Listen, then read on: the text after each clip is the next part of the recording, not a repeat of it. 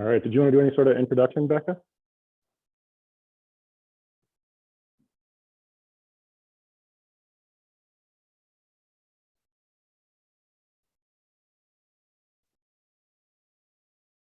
Can you hear me, Becca? Yes, I can hear you. The interpretation isn't the same that it usually is.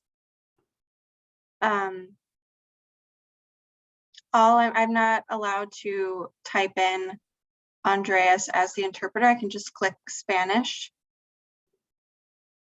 Do you see the difference, Matt? Can you hear Andreas right now, Becca? I can hear you, Andreas. I clicked on the English channel.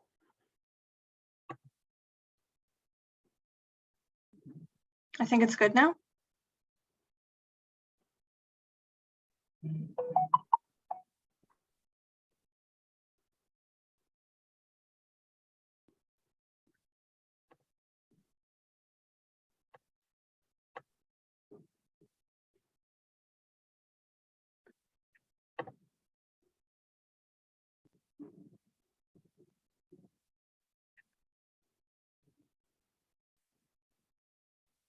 Okay, we should be good. Yeah, good to go.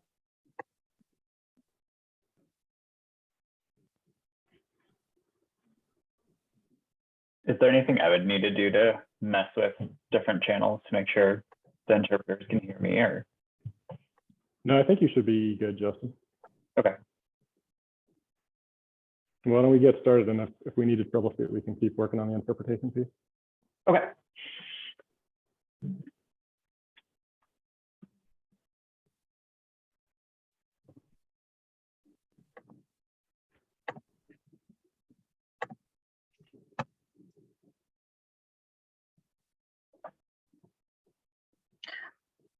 Okay, yeah, I can get us started.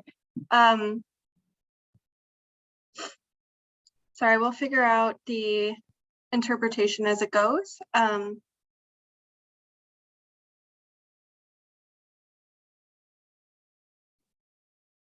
Okay, so yeah, thank you everyone for being here.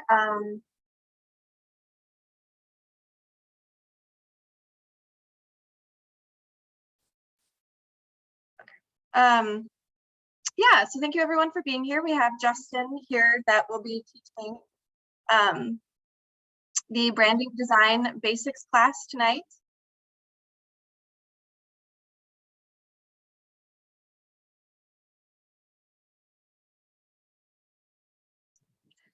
And so maybe we can go around really quick and give introductions to Justin, and he can introduce himself to us and tell us a little bit about his background.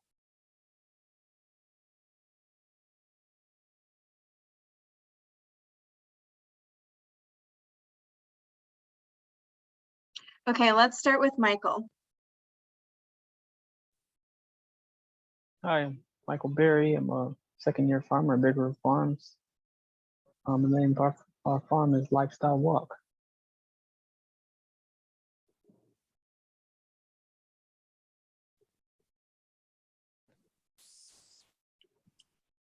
I'm sorry, I'm having trouble hearing.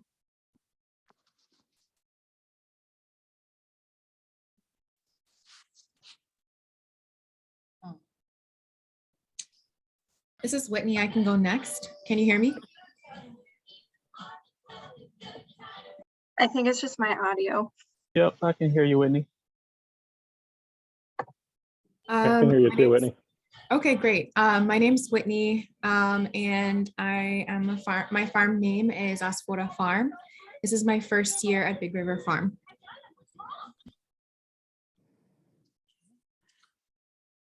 I'm Ore. I'll go next. I'm Ore. I'm another first-year farmer at Big River Farms. My name is Veda, and I'm also first-year farmer.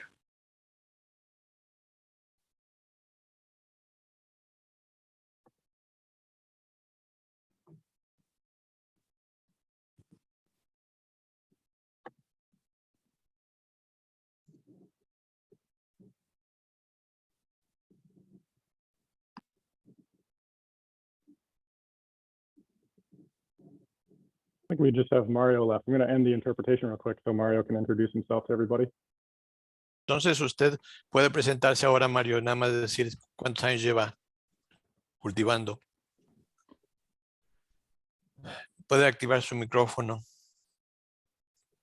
Sí, Andrés, es mi primer año en la granja. Well, Mario says this is the first year at the farm. Mario started this year working at the farm. Gracias, Mario. Okay, I'm going to start the interpretation service again. Ahora vamos a comenzar el servicio de interpretación otra vez. Oh, it's working now. Y ahora funciona. Maybe it was something with my computer though. I don't know because I couldn't hear you guys either.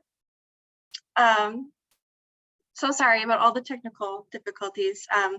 Veda, do you want to go next? Veda went.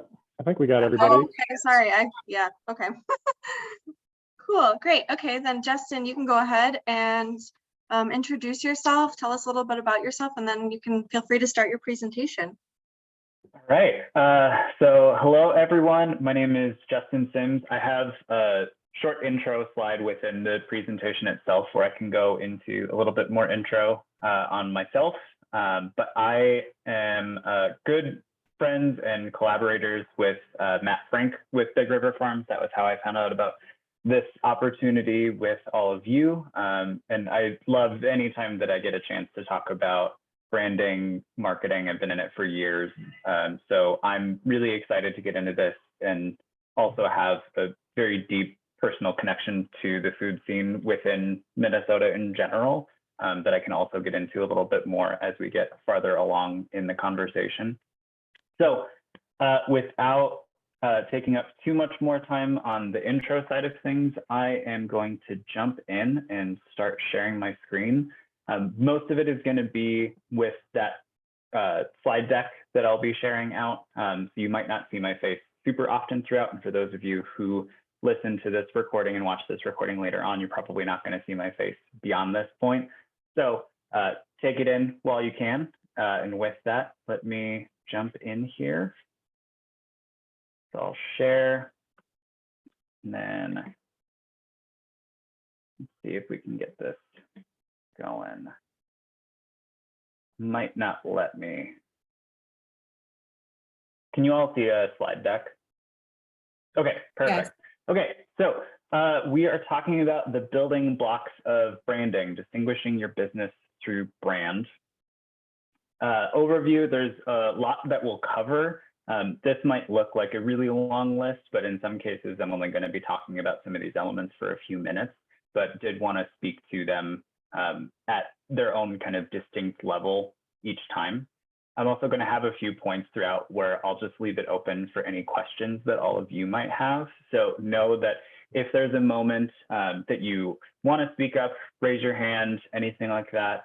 I might have a moment where I'm trying to finish out what I'm saying, but there will be moments throughout the whole conversation where I'll open up the floor a little bit more formally for you to ask, and we can have a little bit more of a conversation.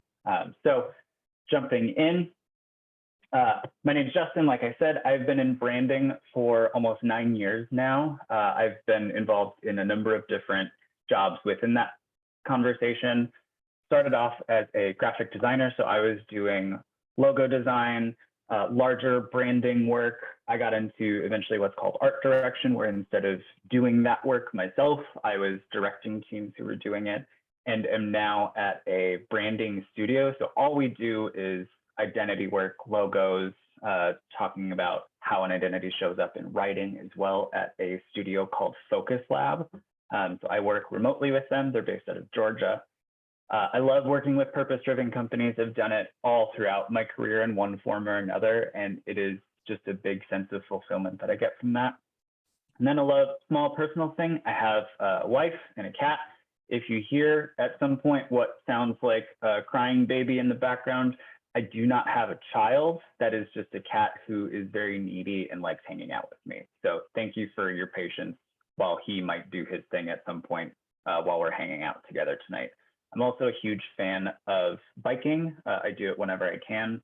And I love getting into the local food scene, checking out local restaurants, working with farmers, etc. So a little bit more about the place that I am working at currently. I bring it up because some of the content that we'll be engaging with in this conversation is a direct lift from folks that I work with on a day-to-day basis. We steep ourselves in everything that is brand day in, day out. And part of why I bring this up is we have a blog that is entirely free access to everything.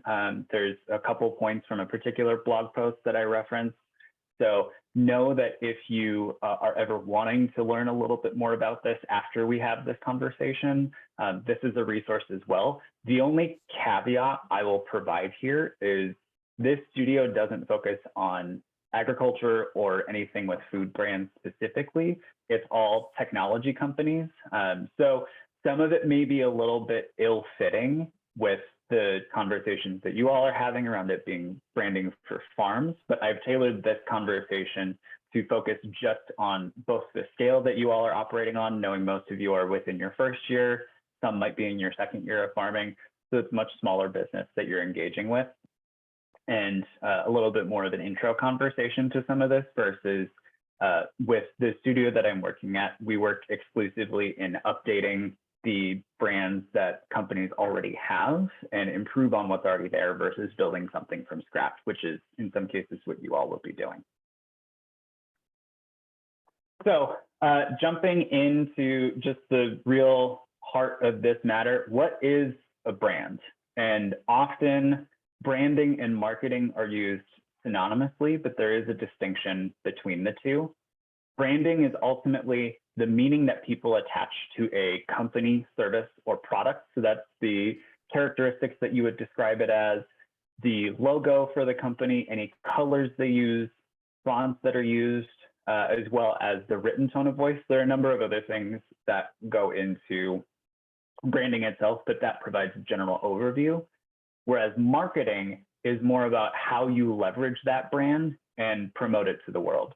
So that's things like getting on social media, it's writing content, if that's your game, it's doing outreach with customers, it's making partnerships with other organizations, it's the what and the how of the way in which your company relates to the larger world, whereas branding is more of the who and the why.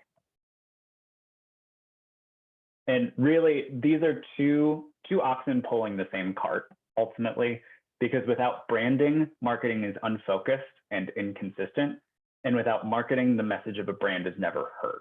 So it's tough to succeed in especially the kind of marketplace we have now, where so many people are on the internet. You can quick look up a company's name to learn more about them. If you don't have that infrastructure in place for people to find you, then no amount of good branding in the world is going to help fix that issue. And at the same time, if you make it really easy to find yourself, but you don't have a strong brand that feels true to who you are, any work that you do to reach out to people, to make your message known, is going to be a lot tougher to engage with because you don't necessarily have the focus that a brand will bring. So in either case, without the other, there's going to be some amount of struggle that you'll have in getting the business of your farm further out into the community, getting people to connect with it, and in general, bringing all of that support back to you as the farmer and creating a resilient business. And really, why are brands important?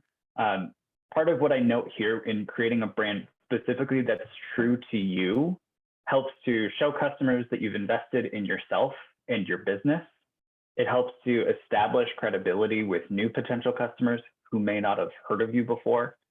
You can make lasting relationships with existing customers, stand out in your market.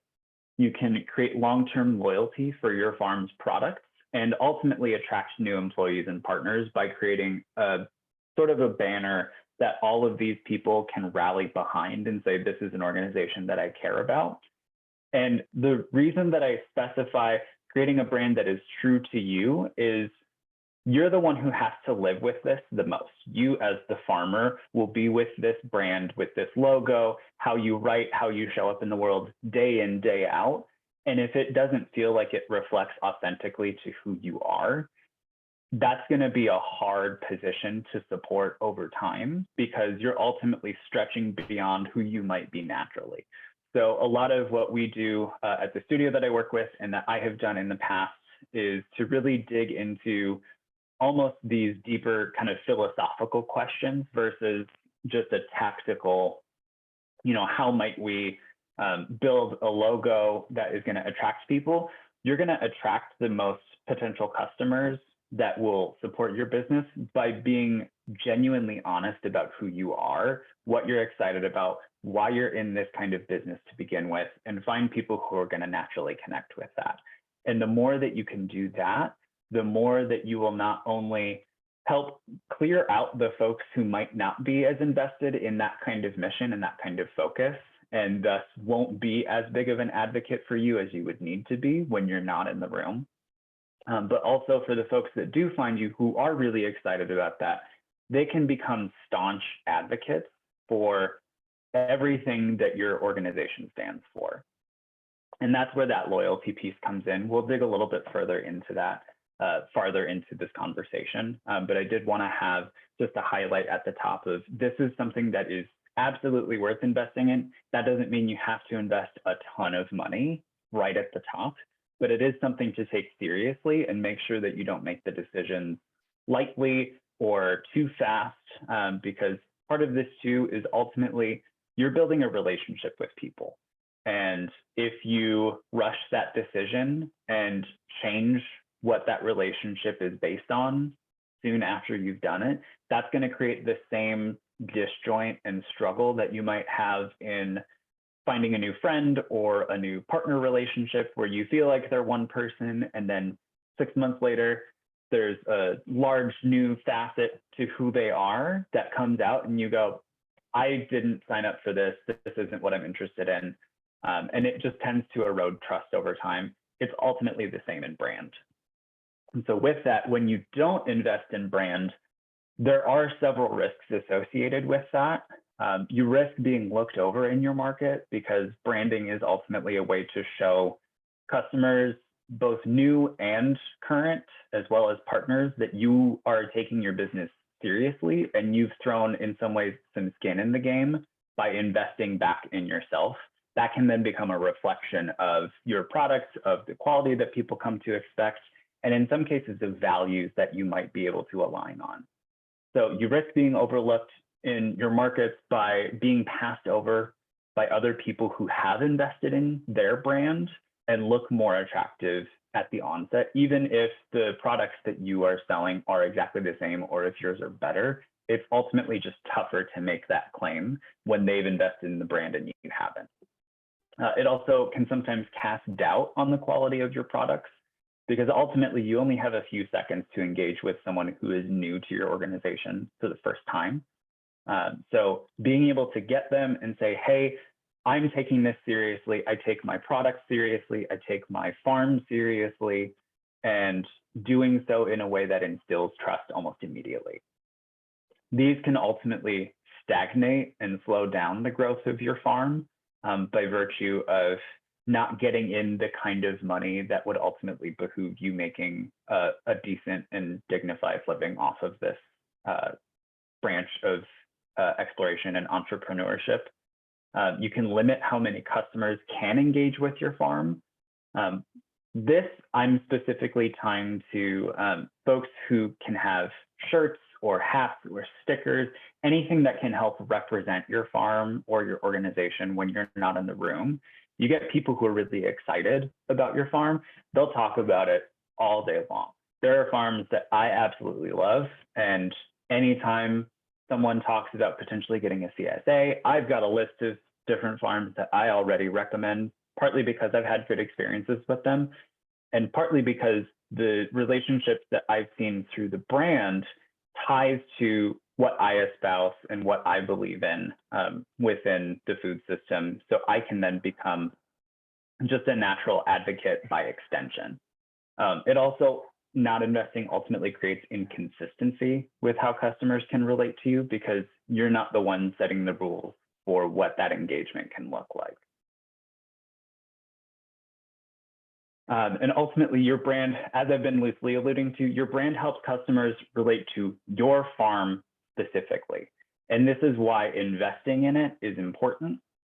There's a comparison that I make here with what's called stock photography. It's photos that photographers have taken and have put up on a website for people to purchase the rights of and use them.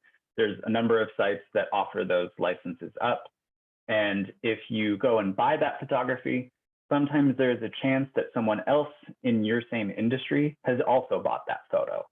And if you two are competing against each other and a potential customer looks at your images and sees that they're the same, that ultimately erodes trust because it feels like you took a shortcut and you cheapened how you showed up in the world.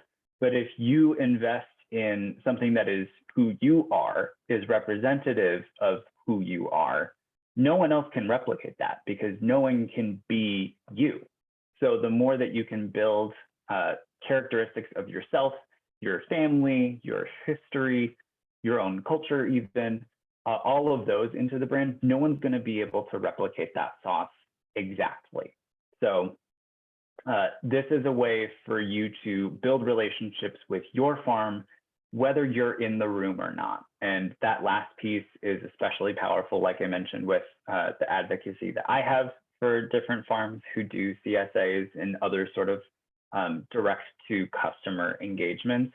I'm genuinely excited to talk about them. And I'm not the only one out in Minnesota who is excited to talk about farms, who is excited to talk about local food.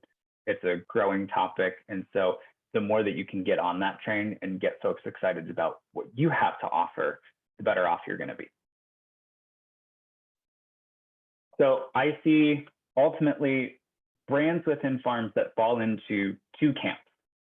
One is very farm-centered, and I'll get more into what each of these mean in a second. There's farm-centered brands, and then there's mission-centered brands. Now, farm-centered brands tend to use the name of the geographical region, the personal name or family name as the foundation for their brand. It's, this is who I am, this is where we farm, period.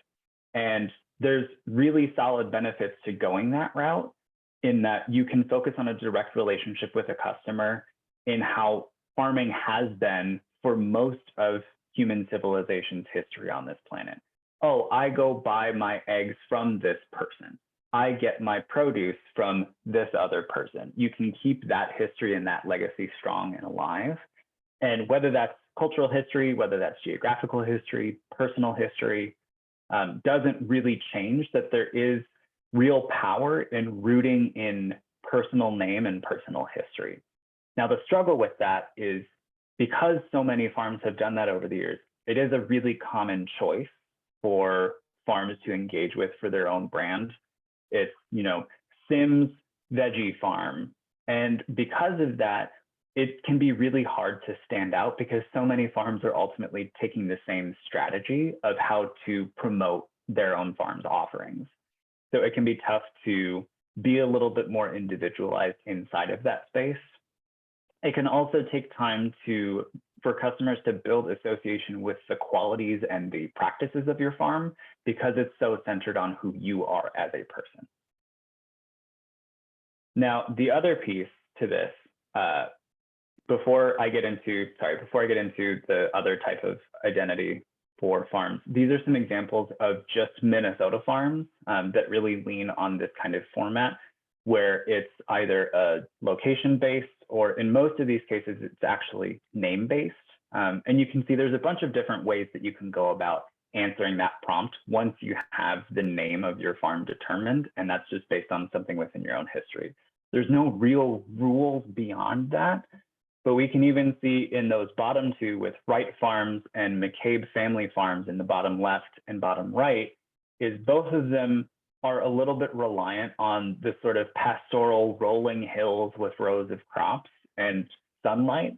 And so even inside of this, we're already seeing, while they're executed differently, some similarities in the kind of imagery and symbols that are used.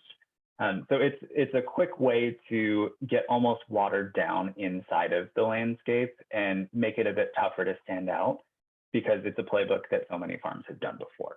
Now, that's not to say that this is the only way to go about this. We can see in that top right one with TC Farm, that's a very different style aesthetically and visually than any of these other farms on this page has gone with. And while I took a random smattering and some of this was deliberate in which ones I chose, this is also kind of representative of what the larger market is, where most of them are leaning on that location, this sort of classic American farm imagery. And so there's an opportunity there where if you were to go with this sort of farm-centered brand route for your own farm, to find symbolism and to find images that aren't inside of this camp, that don't lean on the barn, that don't lean on the sunrise over the hills and the big rows of crops and livestock around, you can become a little bit more distinct by finding ways to break away from what other folks within this space are doing. Now, as I alluded to, the other camp within farm brands is mostly mission-centered, as I've come to call it. They tend to use a part of their farming practice, like soil health or animal welfare, as the foundation for their brand. Pros to this are it's immediately more distinct because there's so many less people doing this kind of brand. It's a lot faster to stand out. It communicates the values and unique aspects of your farm really clearly right at the onset, and can help build long-term partnerships a little bit more readily, because someone who's a prospective customer or a prospective partner doesn't have to go far into who you are as a farm in order to understand what's important to you. And that can just help shorten the time span for them to go, yep, this is someone that I want to do more work with. This is someone I want to buy product from and get really excited about. This is a really powerful rallying cry kind of brand, because if you get someone hooked on the values that you're baking into your farm, I mean, it is a powerful force to get someone excited to advocate for that, especially when it's a local connection. Now, there are also a couple drawbacks to this side. You have to take a little bit more time to build association with you as the farmer and with your farm, because it is so dependent and focused on the mission, the values, the practices of your farm, more so than who you are. And with both the farm-centered and the mission-centered, there's not an inherently better or worse in either of those. It's ultimately, those are two different paths that you can go down that are pretty clean directions to sit within, that are distinct from each other and don't really have much way of crossing over at the high level with the brand when it's just a logo, when it's just 5 seconds to talk about it. There's also what I would call a higher risk and reward by staking a claim on an ideal. Not as many customers may care about that ideal. And I add an asterisk at the end of this, because when you have someone who does care, even if instead of 3 out of 10 customers loosely caring, you get one who's really excited about it, they will preach that good word and get so excited about sharing everything that there is about their farm, about your farm, with all of their community, that they're going to talk about it as often as they can. They're going to find ways to support it beyond the produce. They're going to get into any aspect of a way to advocate, to signal boost who you are and what your operation is about, any chance that they get. So you potentially risk not hooking as many people by focusing on a specific ideal, but the folks that you do get will be really excited to be in that. So these are a couple examples. The only exception to this is the bottom right one is a company called Imperfect Foods. They are less directly a farm themselves and more so a sourcer from a number of different farms and other companies that produce food and beverages. And their whole thing, as you can see within their logo mark itself, their whole thing is finding foods that grocery stores won't take because it doesn't fit some sort of visual standard of what that food should be. It's a carrot that splits weirdly. It's a banana that's too straight. It's overages on whatever they were able to produce.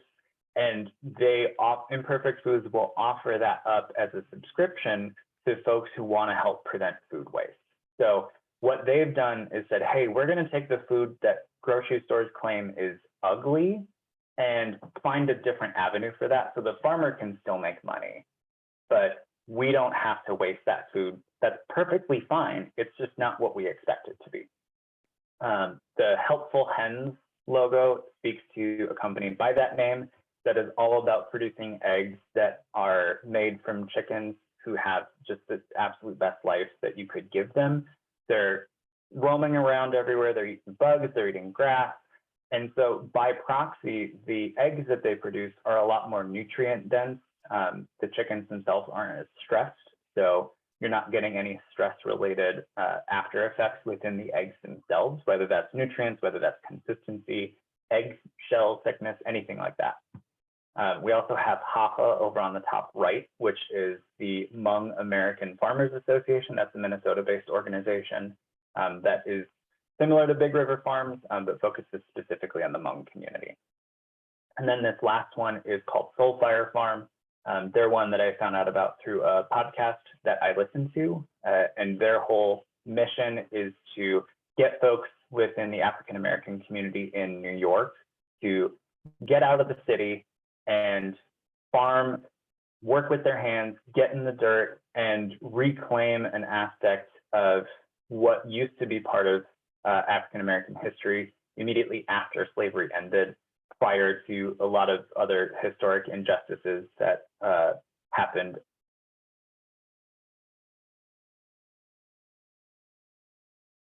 An agrarian lifestyle.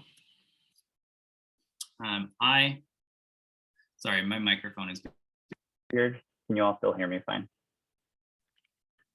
You're cutting in a little bit, in and out. Okay, let me see if I can switch real quick. Hang tight.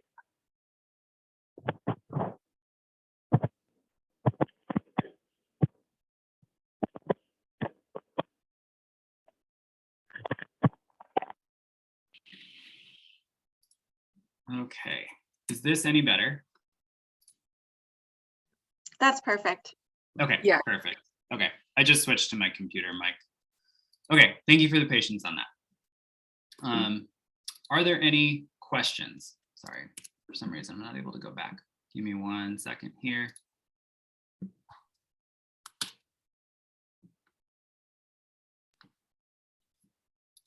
Okay, so I talked a lot there for a second. I want to open the floor up to questions that you all may have coming through that first chunk of what is a brand, how is that different from marketing, types of brands, how we see those forming, what's important to invest in brand, and what you risk by not doing that. Are there any questions that have come up so far?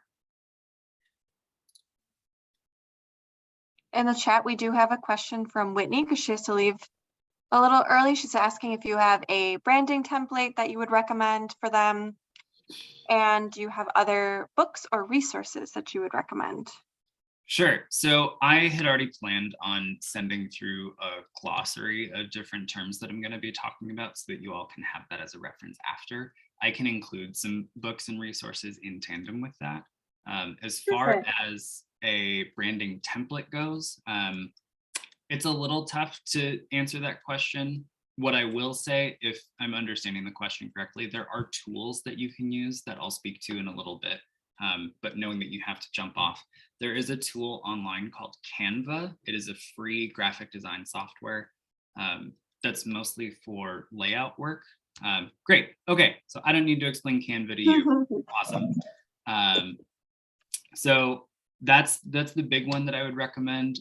The other piece, if you do want to invest in software as well, is to use stuff from the Adobe company. So specifically Adobe Illustrator, InDesign, and Photoshop. All of those have kind of steep learning curves associated with them, sort of a Pandora's box of different functions that you can get into that I can spend a whole inordinate amount of time talking about at some point. But if I'm understanding your question correctly, those are what I would recommend. Is that what you were asking about? Yes, thank you. Okay, perfect. Any other questions? Otherwise, we can keep going. I have a question. So since we're all first-year farmers and, we want to, we're just trying to control costs around everything. But if we want to try engaging somebody to help us with the brand design, what kind of money should we be looking at? Great question. I am going to get into some of this a little bit farther in. I don't speak to budget specifically. I was just going to voice that over. But I would say if you can manage to carve out anywhere from $300 to $500, that will get you a logo that someone is able to spend real time putting together versus there are websites called Fiverr and some other websites where you can crowdsource graphic design work or find graphic designers overseas. I highly recommend steering away from those, mostly because it's tough to get quality work out of that. You might have someone who's really affordable, but you're not going to get much of a relationship with them. And so the result that you get from that financial savings is often a logo or any kind of graphic work that might not actually get you the results you need, and you may need to spend more money anyway. So if you can carve out a few $100s to find a graphic designer, give them a real parcel of time to engage with the problems that you are trying to solve for, with where you're wanting your business to go and what you're needing it to solve. That can give them a little bit of breathing room to actually explore solutions. You might be able to get a few different rounds in. So they'll send you some ideas, you provide feedback, they do edits based on that feedback, and then you'll have a little bit of that back and forth dynamic. Thank you. Yeah, definitely. And I see a hand raised.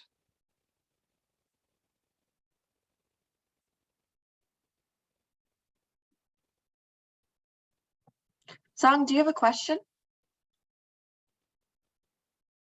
I can hear you, yes.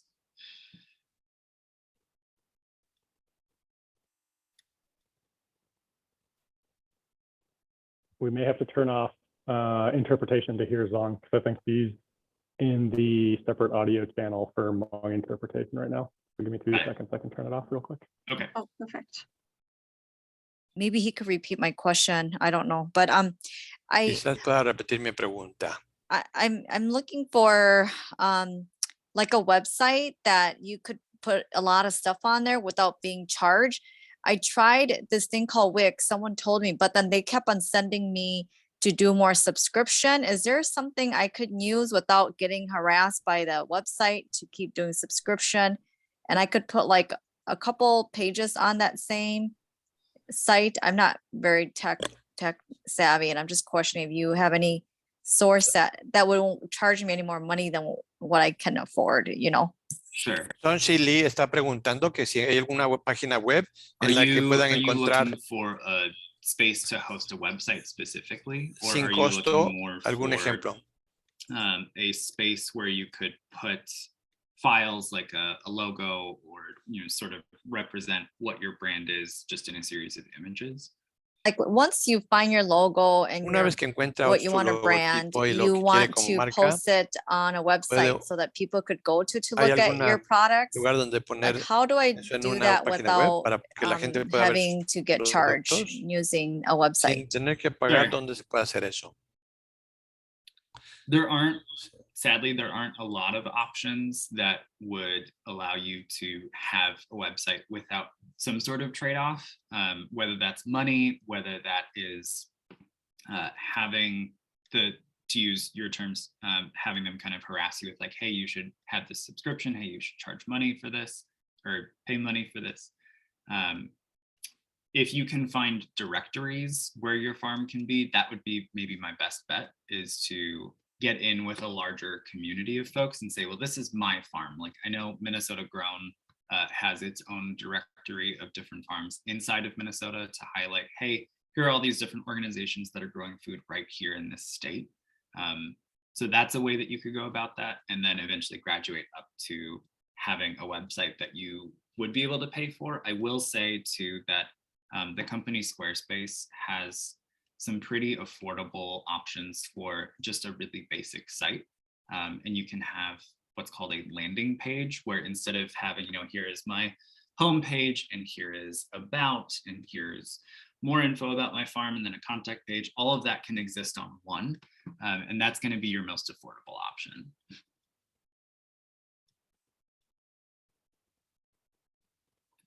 Okay, any other questions? These are all fantastic. So thank you for asking them already. I have a question. Yeah. What if you actually like you have an ideal logo in mind, but there is you can't really find a site to really translate that idea into reality? Mhm. Do you have resources or individual resources that may be able to help? Because it seems like it might be more catered um to like a specific kind of either a person kind of draw it out or something for you. Is Mhm. that you have? There are two sites that I would recommend looking at. One is both of them are what are called portfolio sites. So they're larger, similar to how Minnesota Grown is set up, where here are all these farms within the state. These are sites where here are all these different designers, here are all these different photographers. Here is a sampling of work that they've provided. And that can be a way for you to sift through, find someone who has a style that feels like it would match what you're looking for, and then just reach out to them directly. There's no formal path that you have to take through that site in order to get like an approved contact with them or anything. They'll have their contact info pretty readily available. And that can be a way to start finding some of that work. And that's just going to be using a search engine inside of that site, similar to how you would find anything on Google of, logo design, farm, logo design, agriculture, food, those sorts of terms that you would search for to help sift out all of the other folks who may not be as relevant. And then you could start playing with style within those terms as well, if you are already aware of what that style is called formally. And those two sites, there's one called Dribble that is spelled with 3 B's. So Matt, if you want to throw the link in there for that, it's dribble.com. And the other one is called Behance, Behance.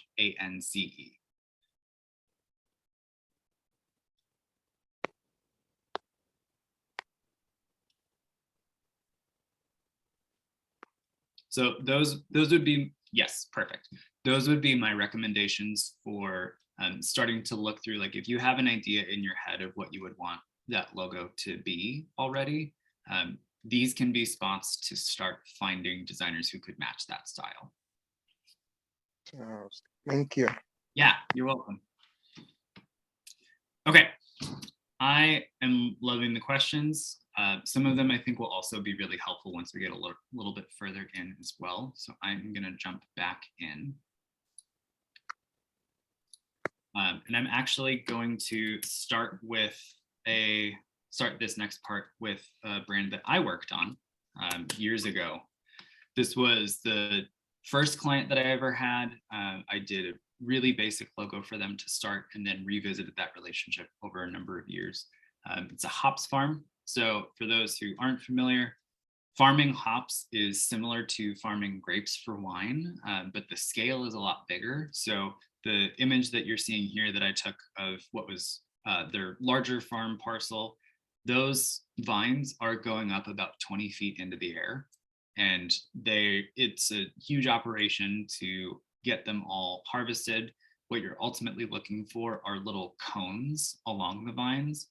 Inside of those cones have little glands that produce really strong aroma and taste, and that's what's used to help flavor beer. So I knew these hops farmers who were wanting to get a farm started in Minnesota, but there were some challenges associated with it at the time. Hops hadn't been farmed in Minnesota in decades.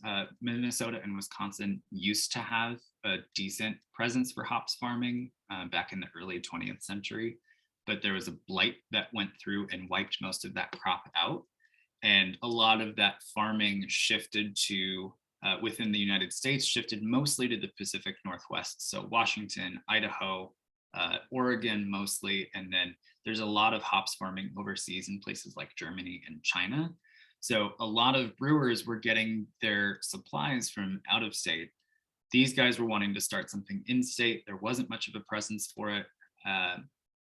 And really, one of the other complicating factors is that because hops is considered a specialty crop, it's also really difficult to get funding for that because it's not a crop that's typically subsidized in the way that something like soy or corn is.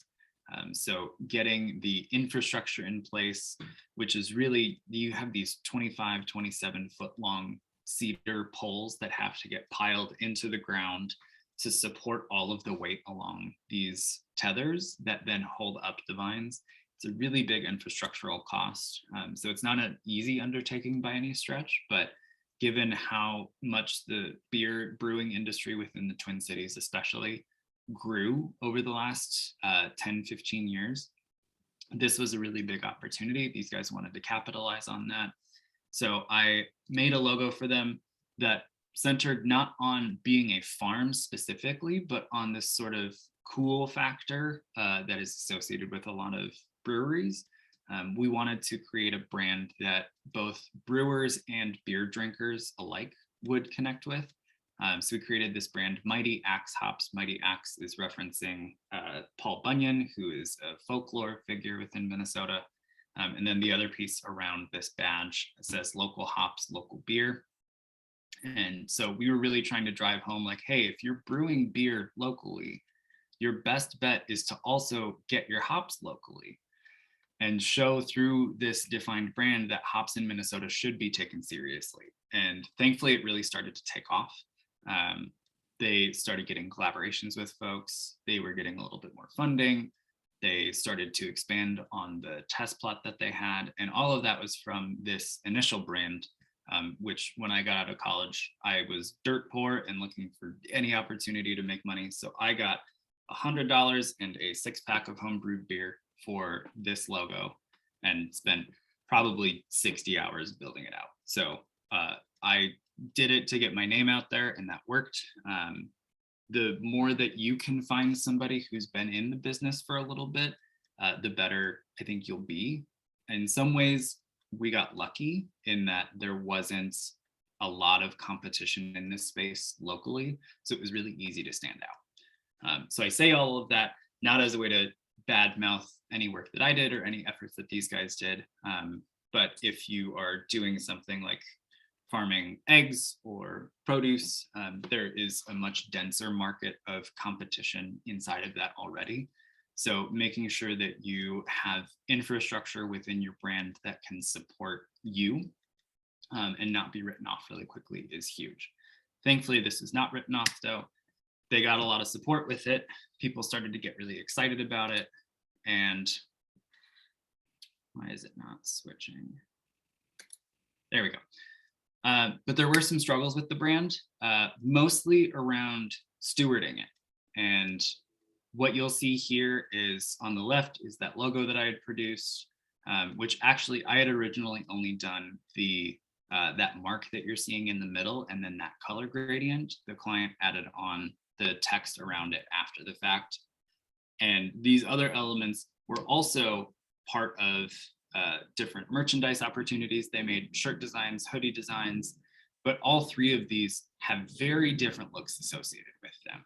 And the piece that was tying them together was the name of the company more than it was anything to do with how the merchandise looked. And I had done a number of collaborations with them between first making that brand and all of these pieces getting made. They then reached out to me and said, hey, we're wanting you to produce some sales documents for us. I said, great. They provided what they wanted that to look like, and that was a different style still. So we were now looking at 4 different aesthetic play spaces to be working within. And I ended up taking a step back and said, I think what you actually need to do now that you've got a little bit more support, a little bit more funding underneath you, I think you need to go back and update this brand. This is about 3 years later from them having done the initial brand identity. And I'm realizing that one of these slides got skipped over. So let me see if I can jump out of here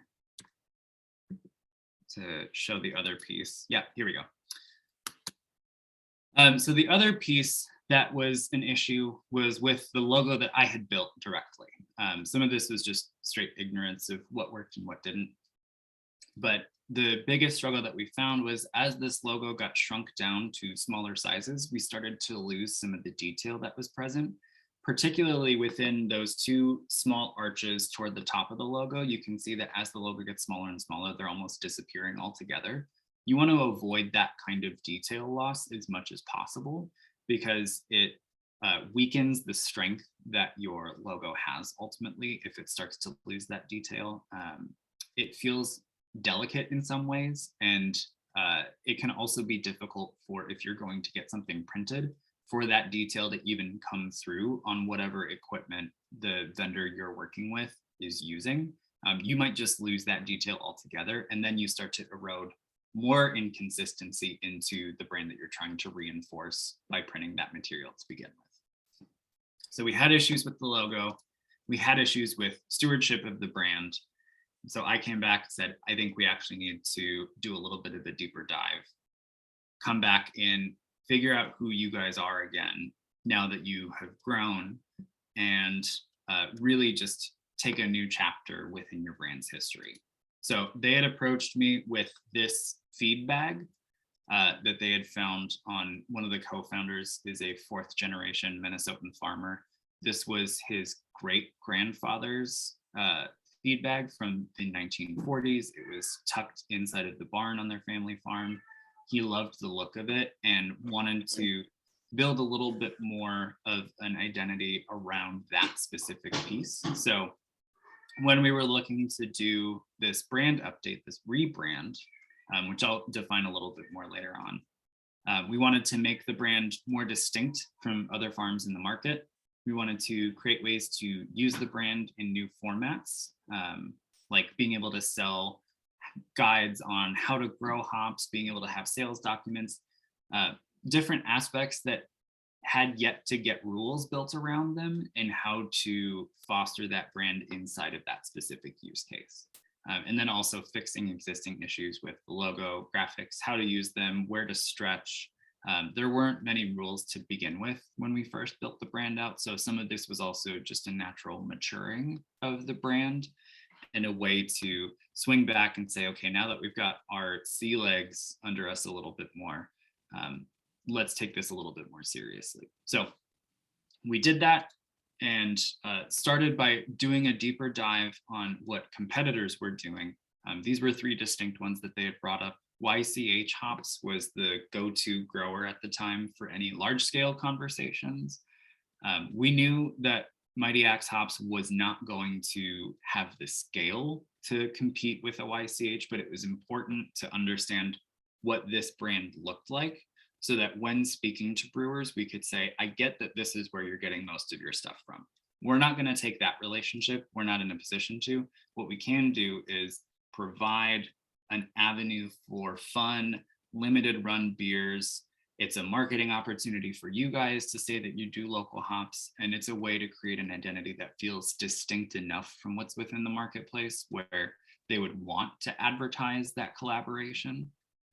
Hippity Hops Farms, that bottom left one, was the only other grower in Minnesota at the time, and they had a 1/4 acre. And so for the first couple of years, anytime these guys were going out and saying, hey, we're hops growers, they were getting mistaken for this farm. And big critique that I have with the logo design here is there's a lot of what's called dead space, that a lot of that dark brown area just isn't providing any value. And so you have a lot of real estate taken up, but not necessarily getting any of that value back. The other piece here was this Hophead Farms.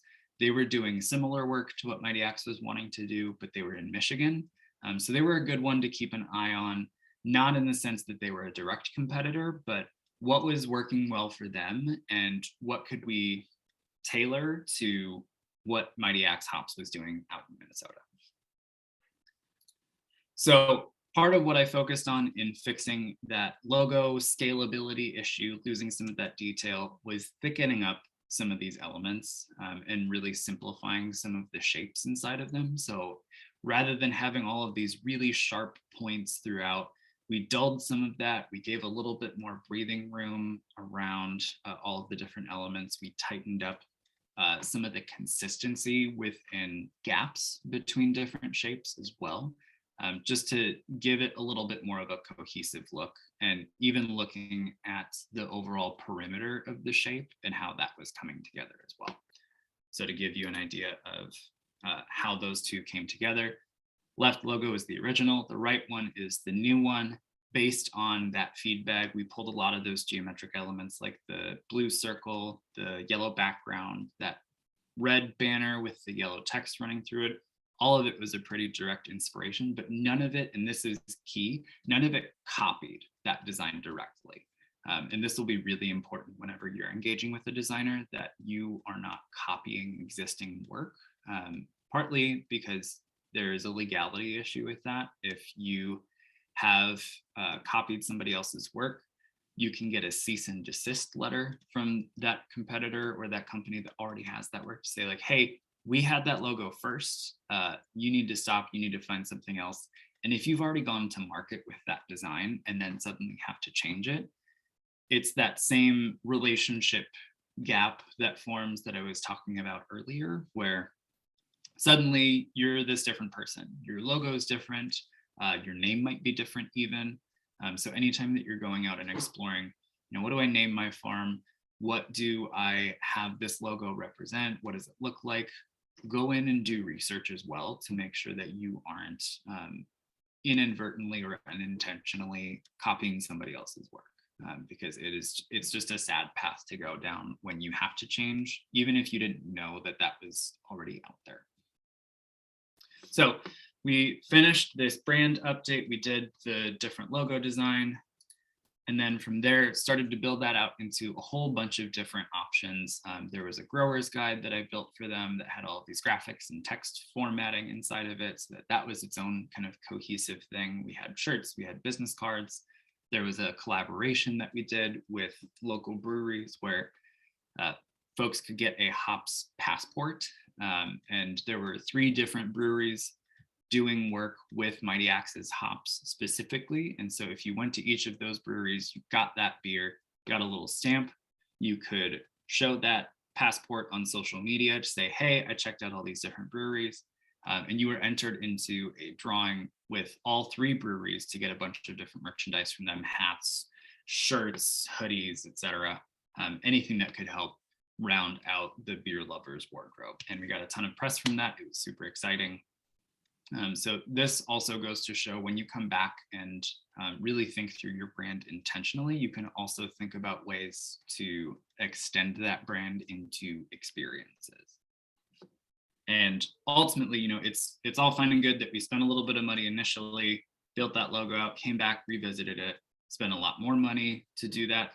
This time it was around, I think, $5,000 ultimately to do all of this work. That was just for me to do the design work specifically. But what does that mean ultimately with how your farm operates? What does that translate to? And from doing both the original brand and this rebrand combined, we helped get Mighty Axe hops from 1/8 of an acre, smaller than the apartment that I'm sitting in right now, to 80 commercial acres in just 4 years. They did dozens of different, what we called plow to pint collaborations, focusing on local ingredients with breweries all over the state of Minnesota. It positioned them as a farm to also support laws that support future farmers. And that dovetails into this final piece, which is the co-founder, who is also now a very good friend of mine.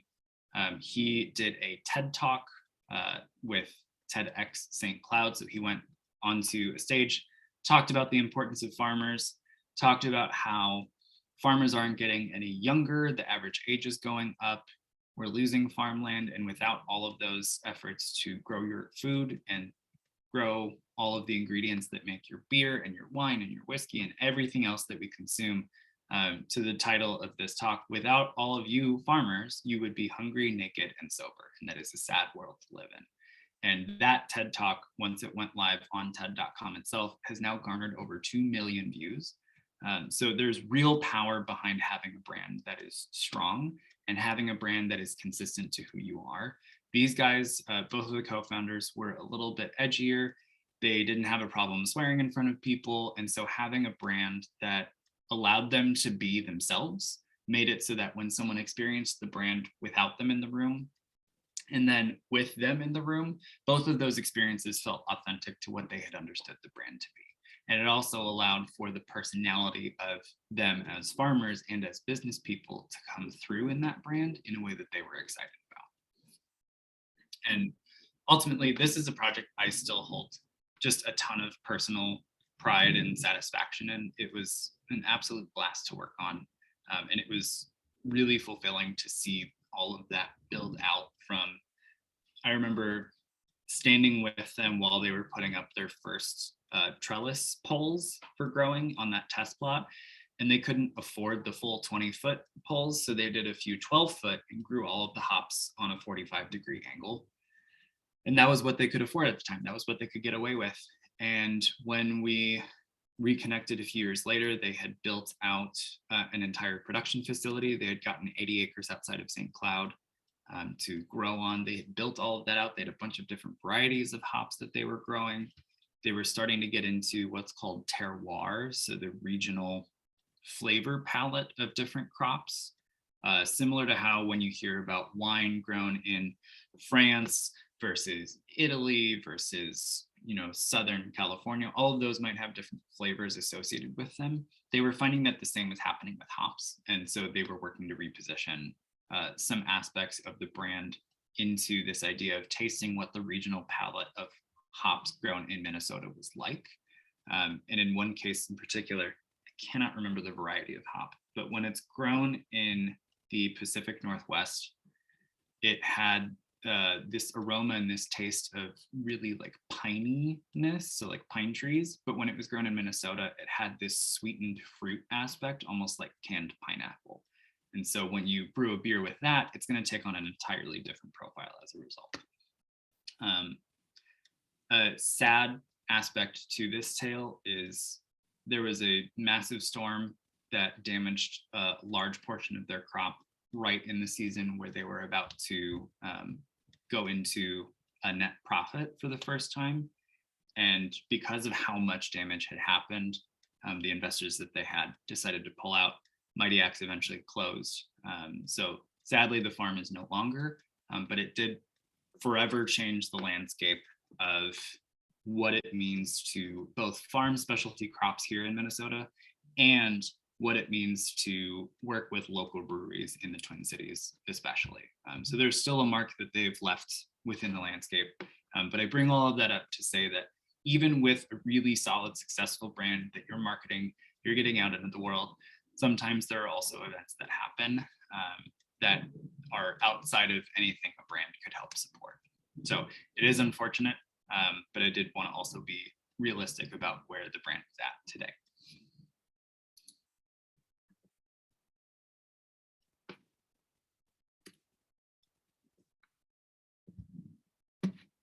See, we have a, yeah, okay. Thank you for throwing that into the chat, Matt.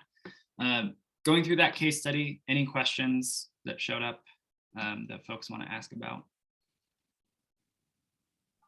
That was such a great story right until the end there. I was really enjoying that. I was like, wow, this is a really great story. I've never heard this up. And then yeah, good to know that that brand really helped them. Yeah. My question is, you talked about researching logos and branding ahead of time. So what are good tools to use to do that? Yeah, honestly, Google is your friend, no matter what within that. Any kind of search engine, also looking at, you know, for those of you who are in your first year, you may not be out at farmers market stalls or in some of these other spots where folks are selling directly to customers, but just examining what are the other farms within that space that are doing the same thing that you guys are doing. That can be research online, that can be research in person, but just starting to take note of both who is in that space and then from a branding perspective, what they do. What kind of colors are they using? What kind of fonts do they choose to have their text shown in?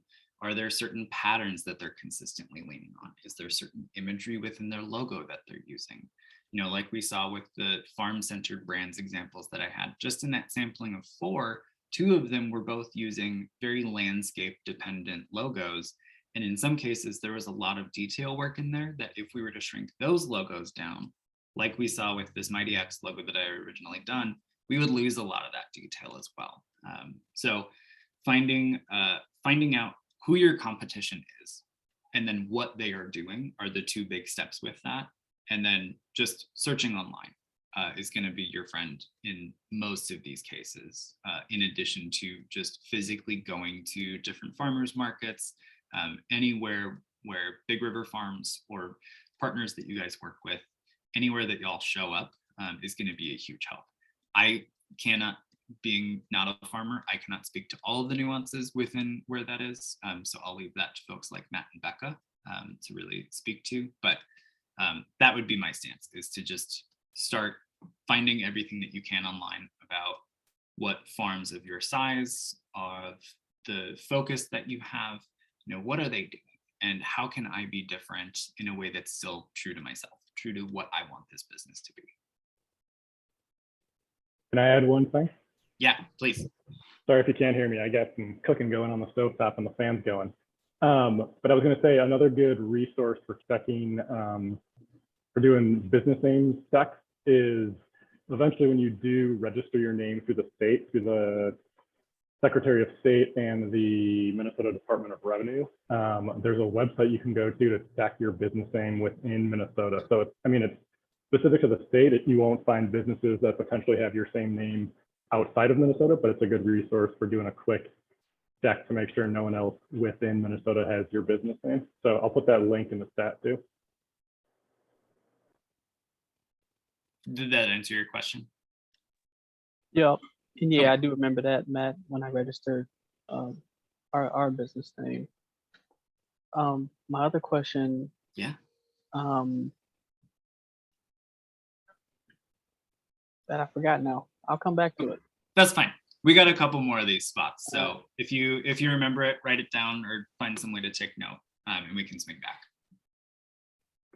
Any other questions for right now? Okay, I am gonna keep chugging along then. Okay, so we've talked about what branding is. I gave a pretty thorough breakdown on a brand that I've worked on personally within the agricultural community. Let's get into what you guys are going to be doing, crafting your brand. So these are the specific pieces that I'll be covering in this part of the conversation. So we're going to talk through determining what your brand goals are, finding who your ideal audience is, naming your farm if you haven't done that already. For those of you that have, kudos. Hopefully this can also help still provide some tips and tricks on, if you have named your farm, thinking through other ways to speak inside of other aspects of your brand. Is it things that you write about? Is it different graphics that you bring in, things like that? Building a standout brand, one that is distinct. Considerations for when you go to get your logo designed, or if you are designing it yourself, things to consider with that. And then catch-all that I'm calling some technical points. And we'll get into those as we get a little bit farther along. So determining your brand's goals. These are all open-ended questions that I am not expecting any answers to in this conversation. If anything, I would invite you to sit with these questions and really think about the answers to them, write them down, explore what you're thinking, talk about it with other people in your immediate community, whether that's family or friends, talk about it with other farmers here with Big River Farms, talk about it with Matt, with Becca, like really vet some of these ideas.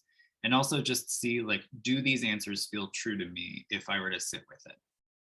So what does your ideal farm size and operating style look like?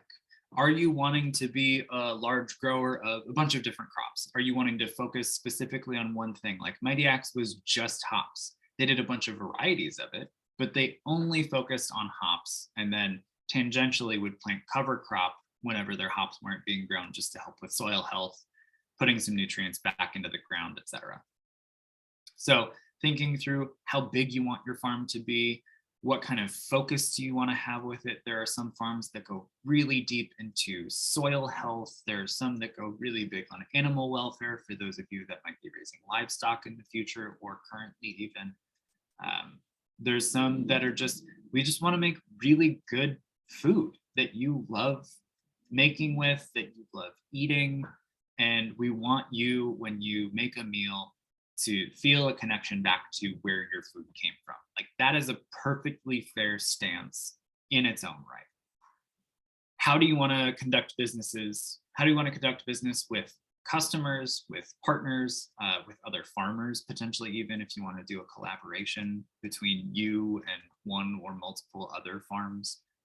What does that business style look like? Do you prefer deals where it's, you know, handshake deals, you agree on something on sort of the honor system? Is it something where you want to have a more public collaboration where both of you are supporting each other on places like social media or at other farmers markets? And some of this will have implications for how you build your brand out. There's what's called co-branding. So if I have my logo, let's say for Mighty Axe Hops, and then Mighty Axe Hops is doing a collaboration with Big River Farms, those two logos are very different.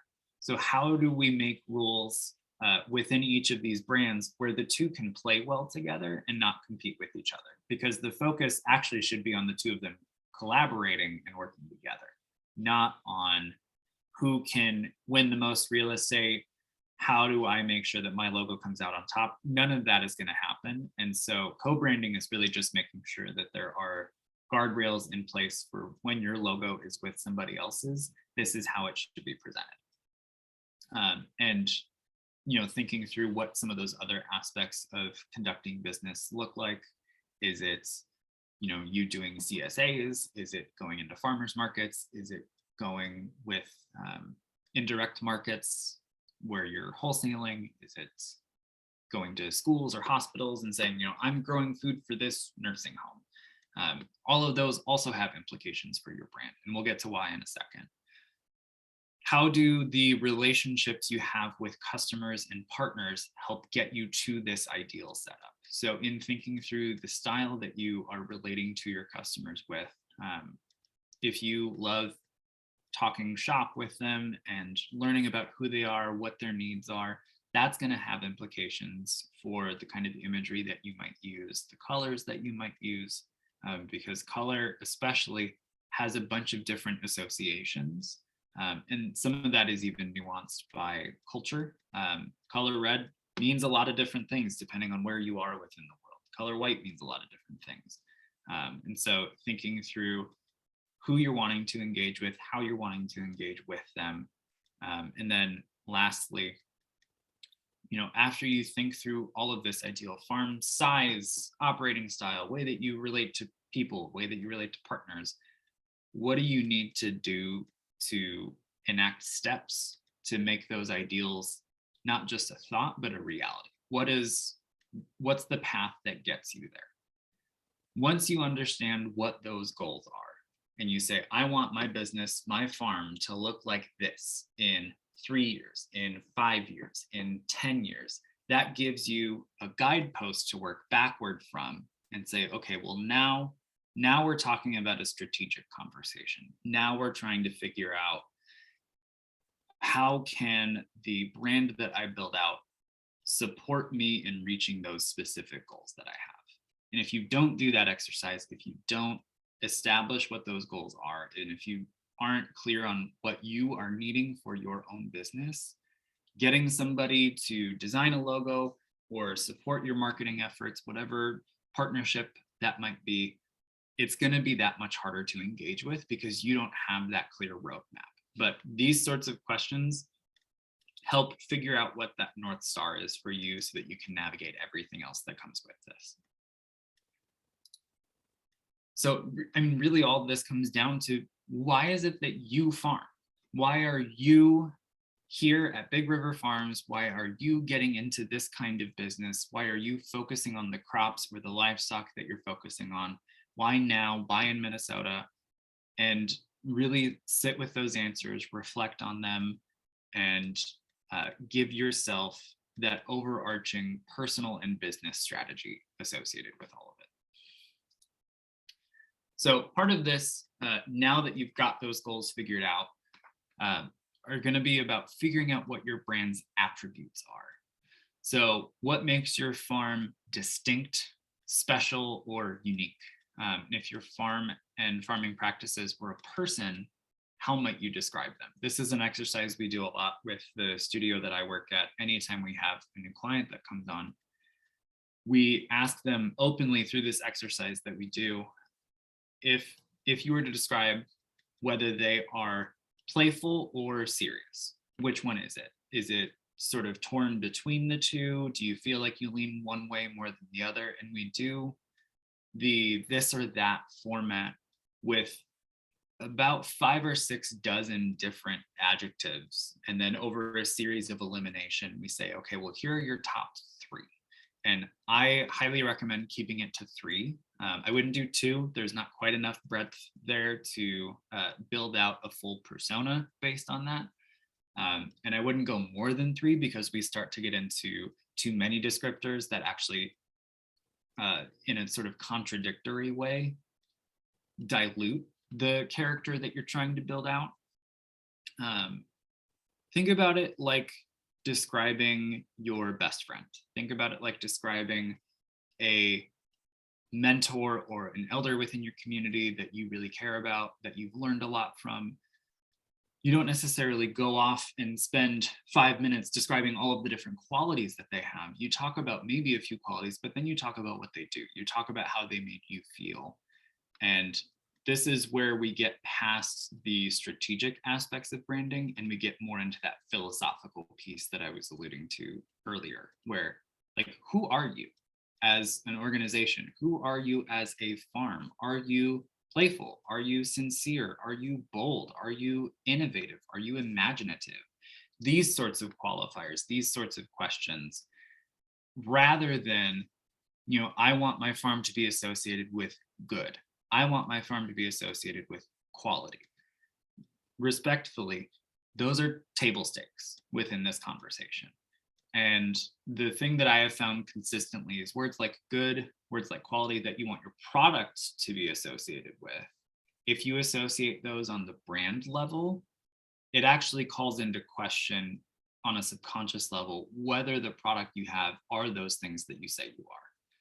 Because if you feel the need to say it, there might be a weird compensation that happens for that reason. And I'm going to use a somewhat extreme example to drive this point home. And I have to say, I have been waiting years for the moment to be able to actually do this. At the beginning of our conversation, when I said, you know, my name's Justin, I've been in branding for years. I'm at the studio now. I have a wife and a cat, and I love biking. I love eating local food, etc. If I had started off all of that with, my name is Justin and I don't kick babies, and I left it at that, or I even went into other details, suddenly you're now thinking about, why would I say that I don't kick babies?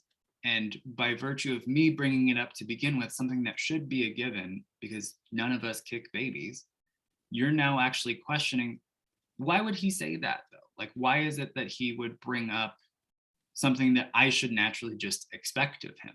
And in that same vein here, if you're saying, hey, our food is good, we have quality food, I'm now going to wonder why you felt the need to say that, versus me just assuming by virtue of you investing in your business, being at the farmer's market, that you've already passed that bar.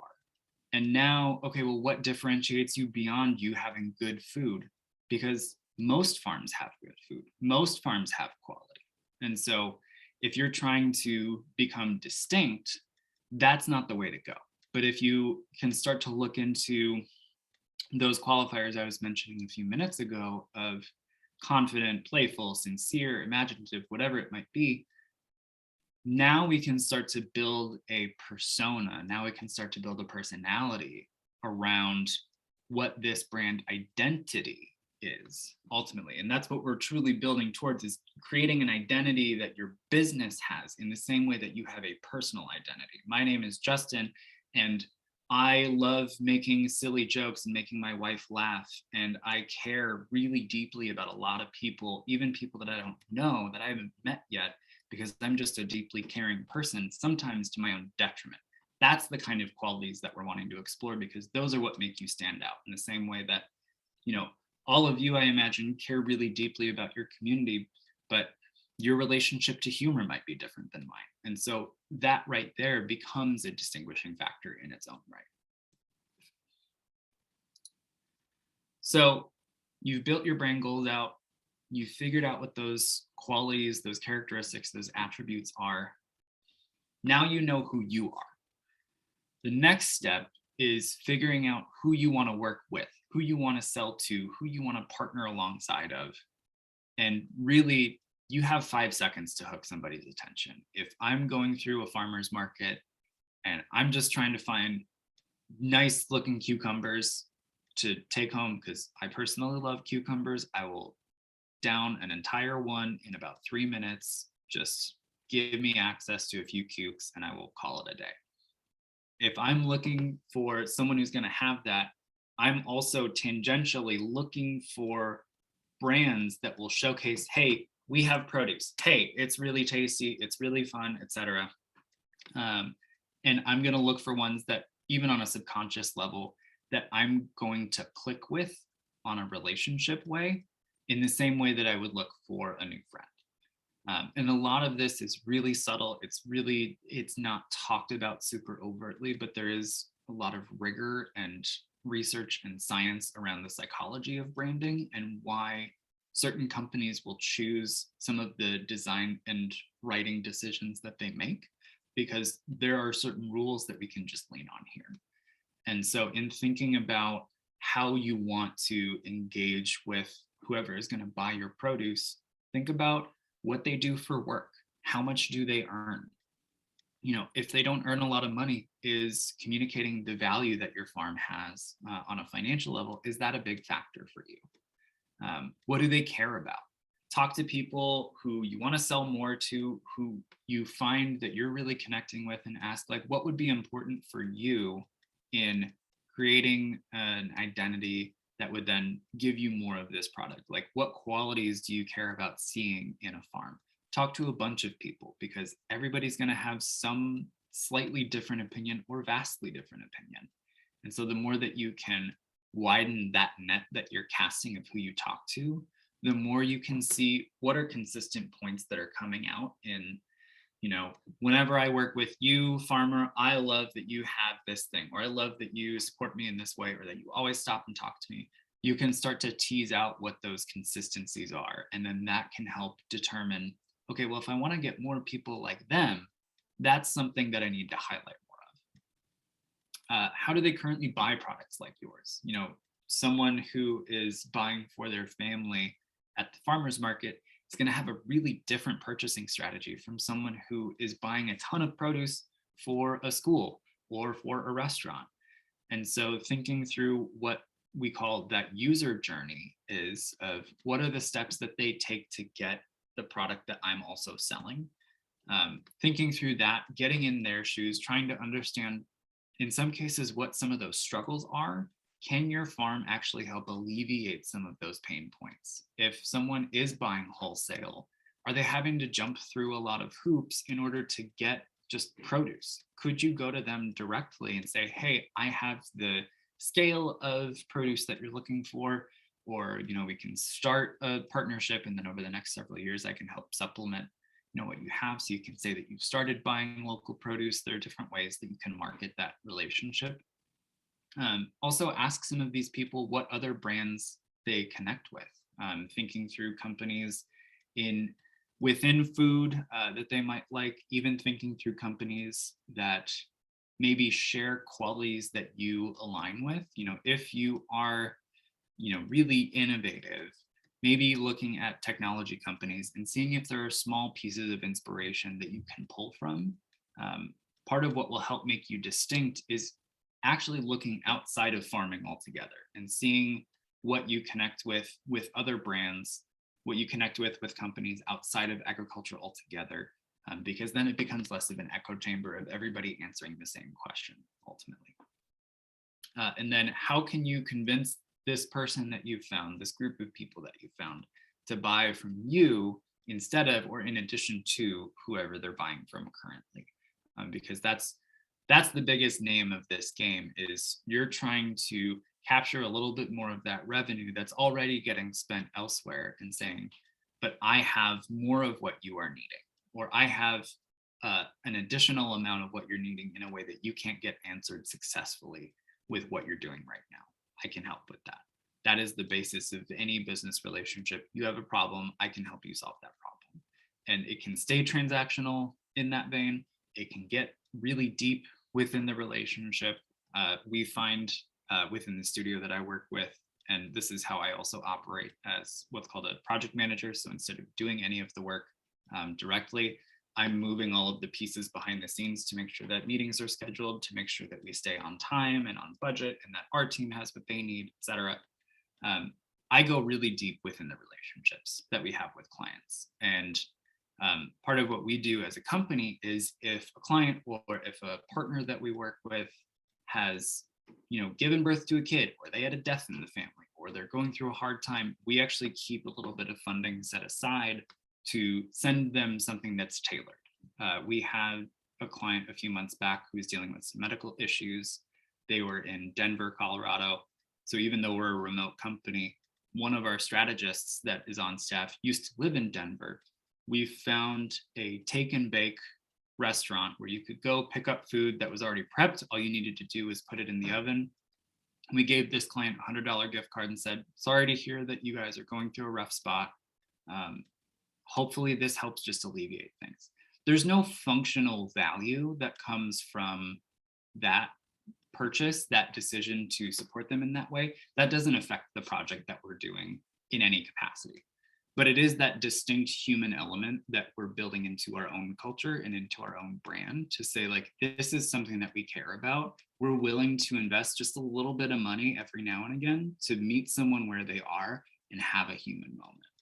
And it's those sorts of conversations that we consistently also get back of like, man, if I wasn't sure about working with you guys before, like the fact that you showed up in this way, I would hire you guys a million times over in a heartbeat. Like, those are the sorts of feedback that we get back. And that's in addition to the quality of the work that we're producing. So in that same vein here with your farm, if you retain that transactional relationship, that is an avenue to go down. It's also the avenue that most farms go down. I have a thing, you can buy it, here you go, I take the money, we call it good. The more that you can build relationships in the same way that you would in an interpersonal level, in the way that I just described, branding can do that too.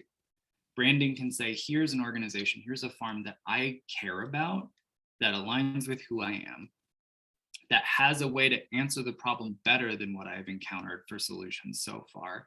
And I just like them. They're great people. And so when you have a brand that matches you as a person, that bond strengthens even more, because whether they're engaging with you in, any kind of asset that you've built out, like a business card or a flyer or a shirt or social media or on your website, it's going to be the same quality and experience that they would get interacting with you in person. So thinking through aspects of the audience, I've actually pulled a couple of these slides from other classes that Big River Farms has taught. So this may be familiar for a few of you, but just thinking through spaces that you can start to research, what your competition is doing, to that earlier question of, how do I research ways to figure out how to make my logo and my brand stand out. These are a bunch of different examples of both direct markets, and then on the next slide will be indirect markets, but looking at farms that are doing CSAs, that are showing up at farmers markets, that are doing their own market stands, that are showing up at festivals and block parties, doing catered meals or cooking classes, doing a food truck collaboration even. All of these are ones where you have a face-to-face conversation with the customer. And then the other side of that coin, indirect markets, where the producer and customer are separated by some sort of third party. Wholesale partnerships, so things like restaurants, schools, hospitals, co-ops, and then CSA partnerships that other farms are bundling into as well. So the relationship that you build with a wholesaler for a restaurant is going to be really different than one where it's just a person buying produce for their family at the farmer's market, or buying eggs for their family at the farmer's market, or doing a CSA with you directly, because the needs, the function of the relationship, the context that all of it sits in, the scale that they're buying at, all of those affect how you talk to them, how you engage with them, the problems that you might be solving, and all of those factors influence the way that you show up in the world. So really, the piece that I'm working to drill down into is what we call brand loyalty. The goal here is to find people who won't just see this as like, oh yeah, I bought a cucumber from this guy once and then that's it, and I've forgotten the name of the farm, because that really wasn't the factor to begin with. What you want to get ultimately, and that will help with long-term growth for your own farm, is to find the people who are so excited about what you have to offer and who you are and what your organization stands for, that they will fight tooth and nail to make sure that you are coming out on top, that you are getting what you need because they care what happens to you. That's loyalty. And there's a few different avenues that we could explore that within. Sometimes it's about just being the best value within the space that you're trying to sell in. To say like, hey, we produce that really good food, yes, and it's also really affordable. Like, you don't have to spend insane amounts of money just to get good quality food. You can do that with us. And while I had spoken a little bit earlier to avoiding terms like quality, you're not hinging your brand identity on quality. What you're stating here is, we have the kind of quality you would expect, yes, but at a different price point and in a way where you can still maintain that trust. Another way is to have your ideals aligned. This is one that I've alluded to a lot within here. It's also one that I personally ascribe to a lot. There's this idea of voting with your dollar, that every dollar that you have to spend is going toward a series of decisions. That could be companies that, if I were to buy a chocolate bar, I could spend $2 buying chocolate from company A, or I could spend $4 buying from company B to get ultimately the same product. The difference that I might get in those, though, is what are the human rights conversations that are happening at the farm level in a whole different part of the world than what I have access to. What I'm paying potentially for that higher priced chocolate is to make sure that folks who are growing that food that I'm now enjoying are making a dignified living, aren't being abused. We're making sure that habitat isn't being destroyed just because I have a sweet tooth over in the state of Minnesota where chocolate does not grow. And is just making sure that my own desires and expectations for a quality of a product aren't compromising a community's ability to thrive somewhere else in the world. Another piece is status and reputation. This is especially true for brands that are very showy.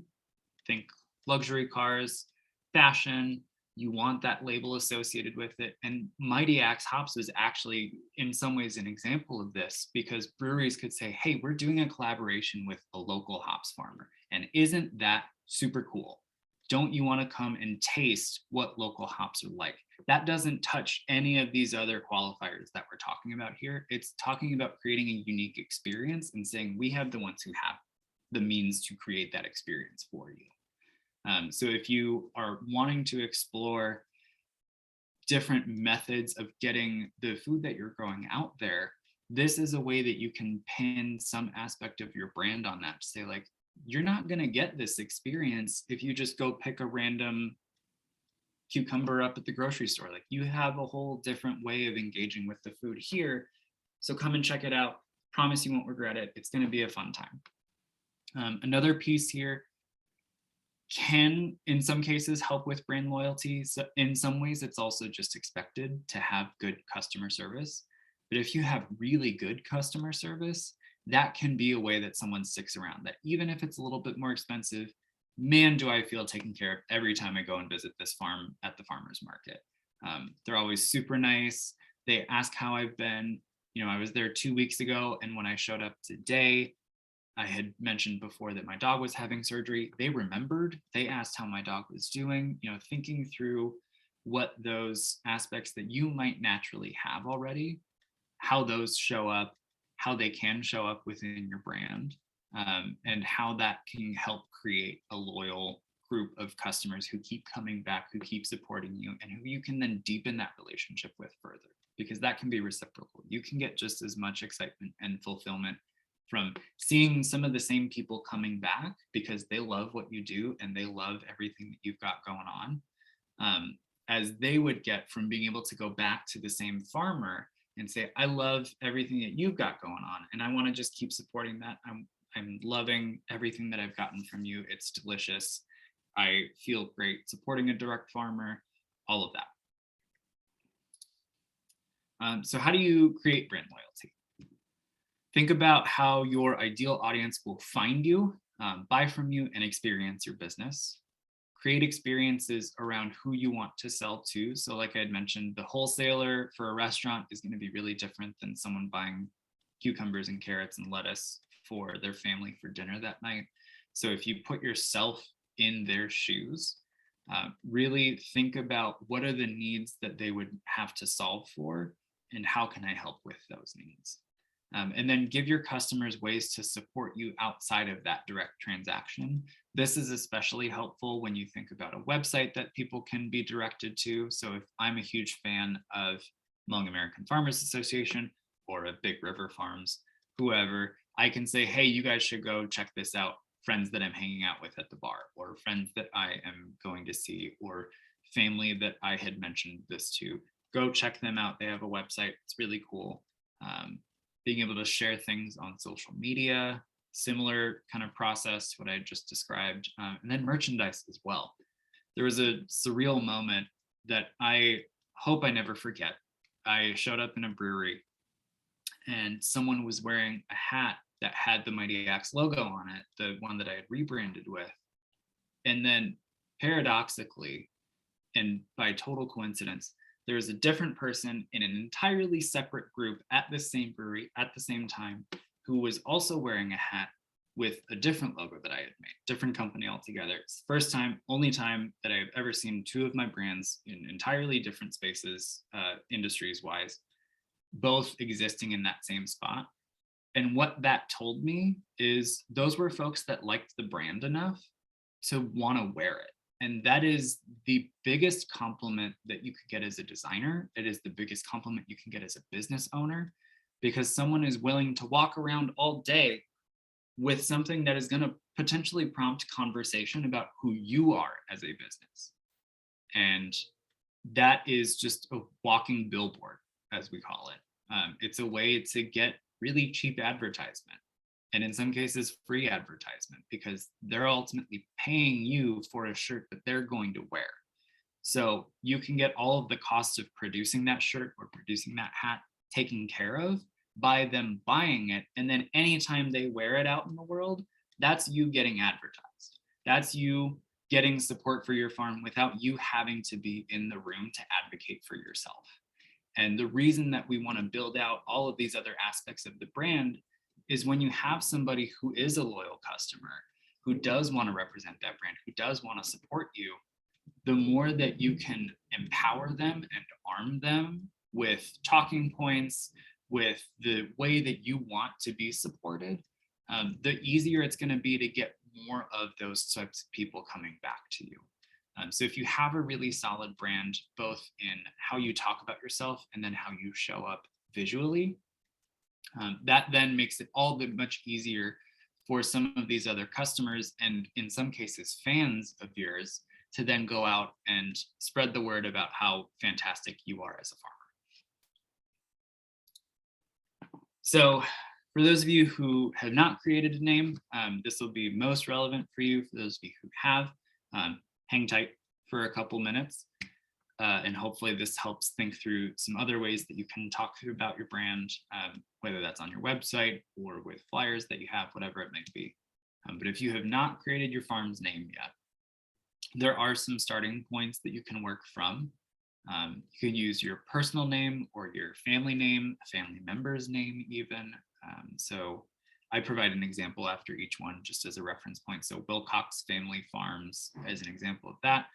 There's just a really heavy focus on this is the farm of this particular family. You could also do the area that your farm is in. So that can be a town or a region within Minnesota. That can be some kind of feature about it, like what types of trees are around the area. Is it a lot of prairie land? Thinking through those sorts of qualifiers. It could also be an ideal about your farming practices. So in this case, this is a company that I'll be speaking to in a few minutes called Locally Laid. They're a chicken egg farmer. So it has nothing to do with who they are as people. It has nothing to do with where they're doing that farming. And it has everything to do with the fact that their chickens lay eggs within Minnesota. They sell to Minnesota. And so eggs are laid locally laid. And then you could also do a part of your history or culture. I had mentioned this farm earlier on with that mission-centered brand. Soul Fire Farm is really about igniting this aspect of reconnecting with your heritage for those who are in the African-American experience, to connect back to aspects of what their ancestors did after they were freed.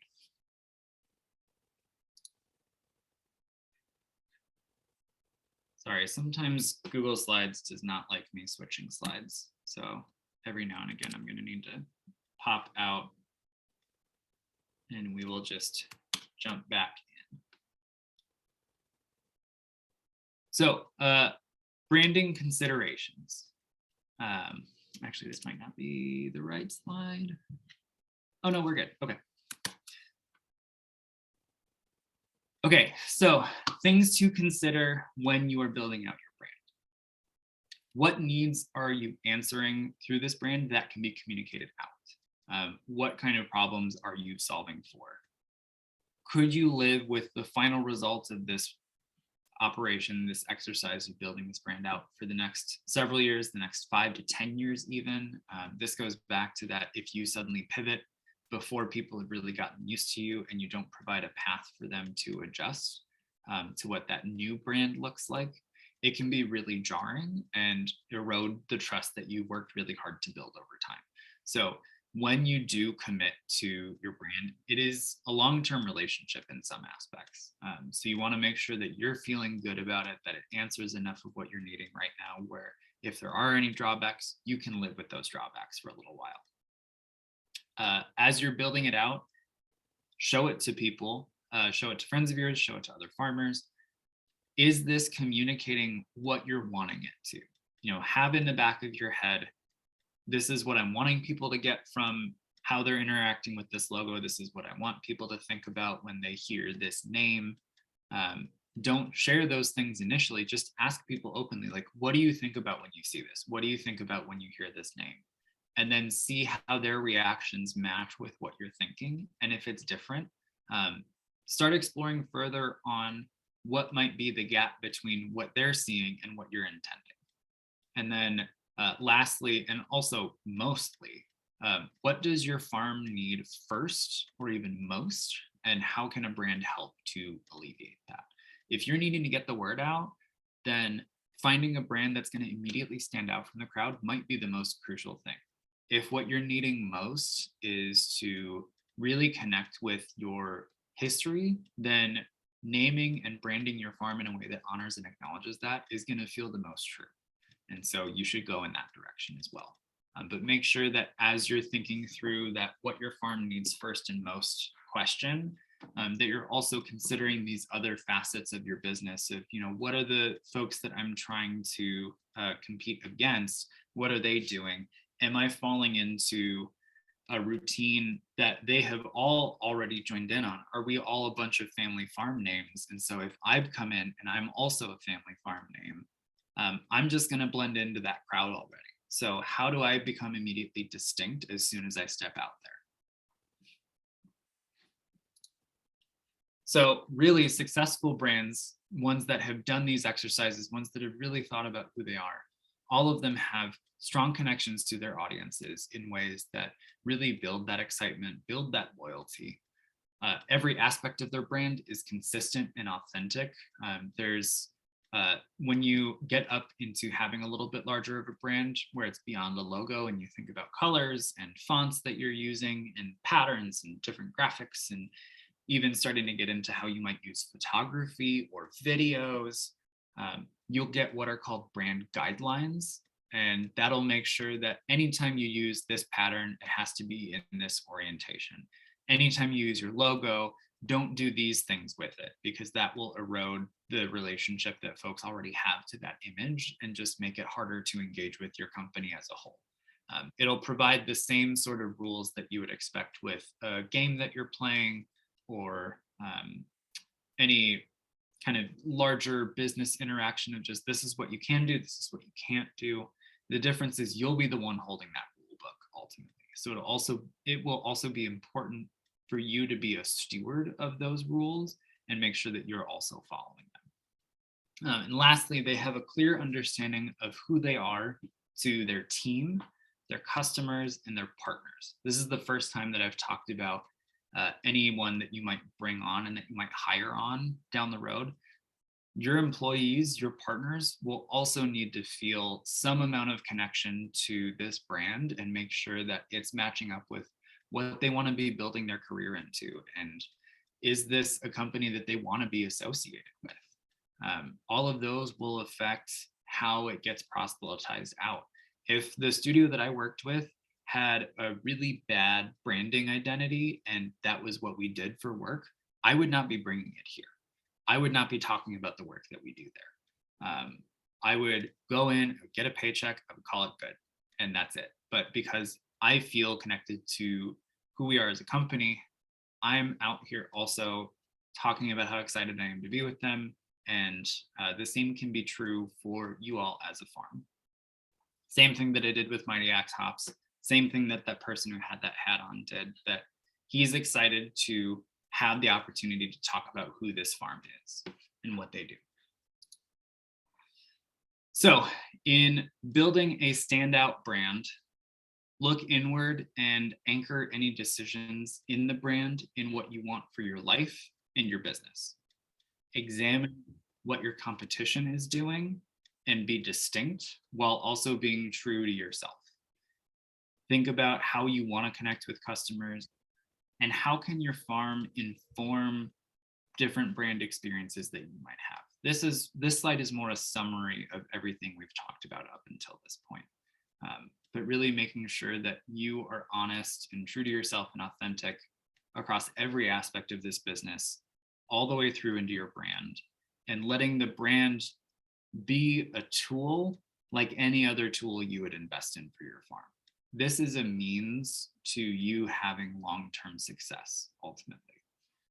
And it can help support that. But in order to do that, this is a series of exercises to not rush through and make sure that you feel confident in the results that come from those exercises. Whether that's you just looking inwardly and asking some of these questions, whether that's you working with the designer, any aspect of that has to feel like it's representing who you are and where you want to be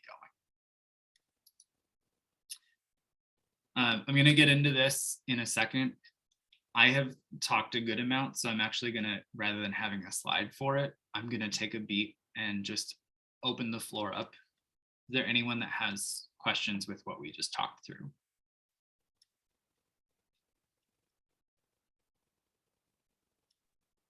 Yeah, my question came back to me. Okay, perfect. Let's do it.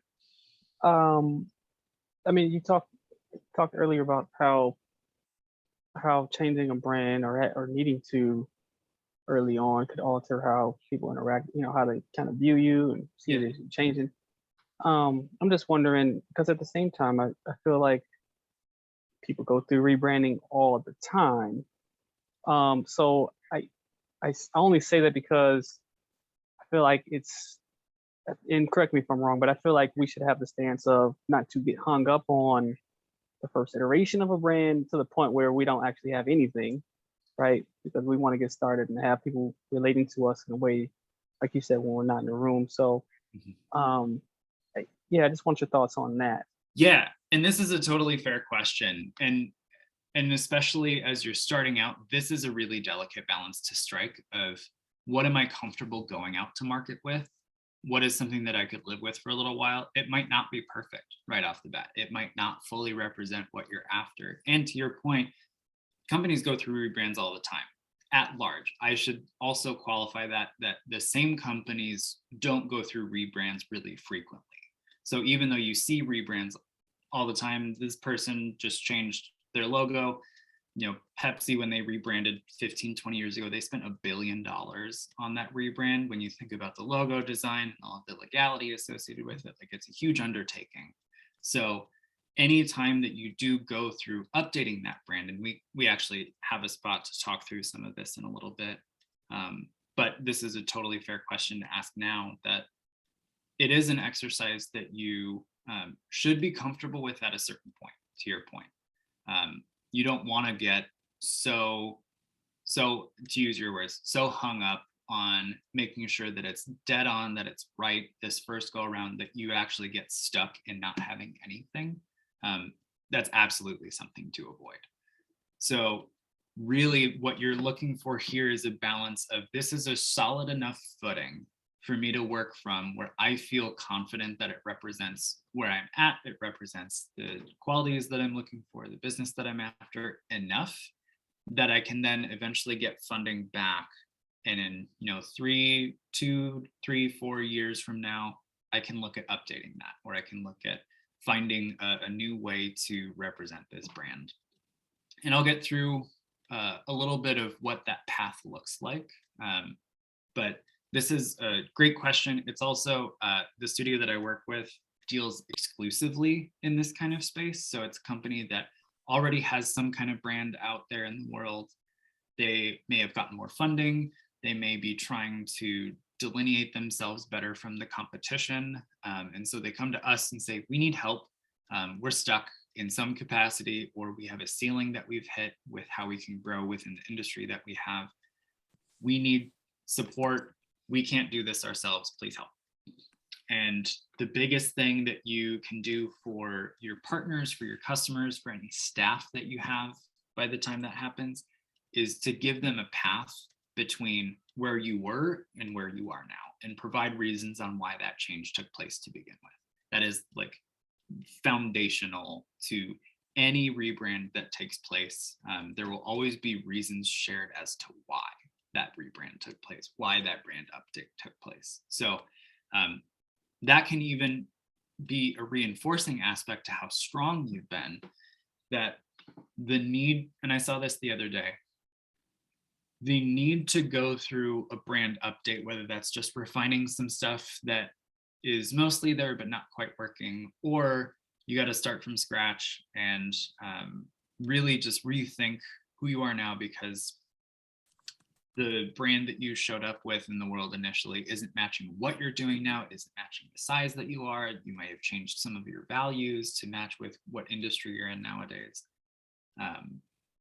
The need to go through that rebrand isn't representative of how much you don't have or you not being enough. It's actually representative of the sheer amount of growth and success that you've had up until that point, that you've outgrown that you need a suit that fits better, that you have molted out of your shell, whatever kind of metaphor you want to use. But it is an entirely fair question to ask on, what is that balance between wanting to get it right, but also wanting to hit market and being able to get it out there and get your word out.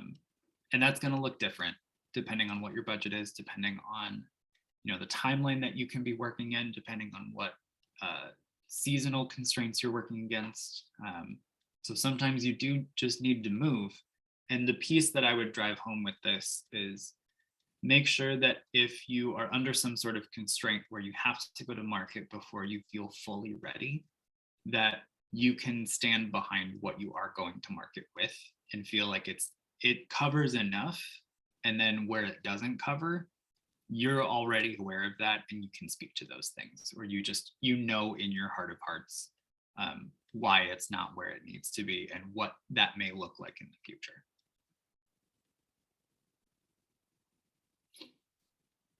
Did that cover everything that you were wondering about? Yeah, thanks for your Okay. thoughts. Okay, perfect. I think Vita had a question. No, I didn't. Oh, okay. Yeah, thank you. Does anyone else have a question? Otherwise, I can jump into this piece.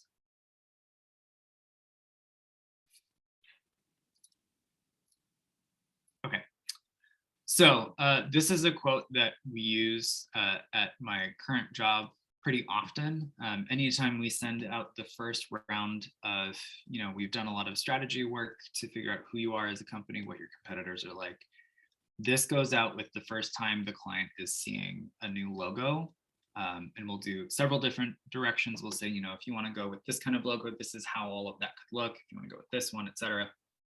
And we provide this moment of a logo is a period at the end of the sentence, not the sentence. It's identification, not communication. So punctuation, whether that's a period or a question mark or an exclamation point, all of those dictate what the rest of the sentence is tonally, but they aren't the sentence in their own right. And it's the same with the logo. The logo will represent an aspect of your brand and it will help set the tone for everything else, but it can't hold the entire weight of what your brand is. No individual symbol can or should do that.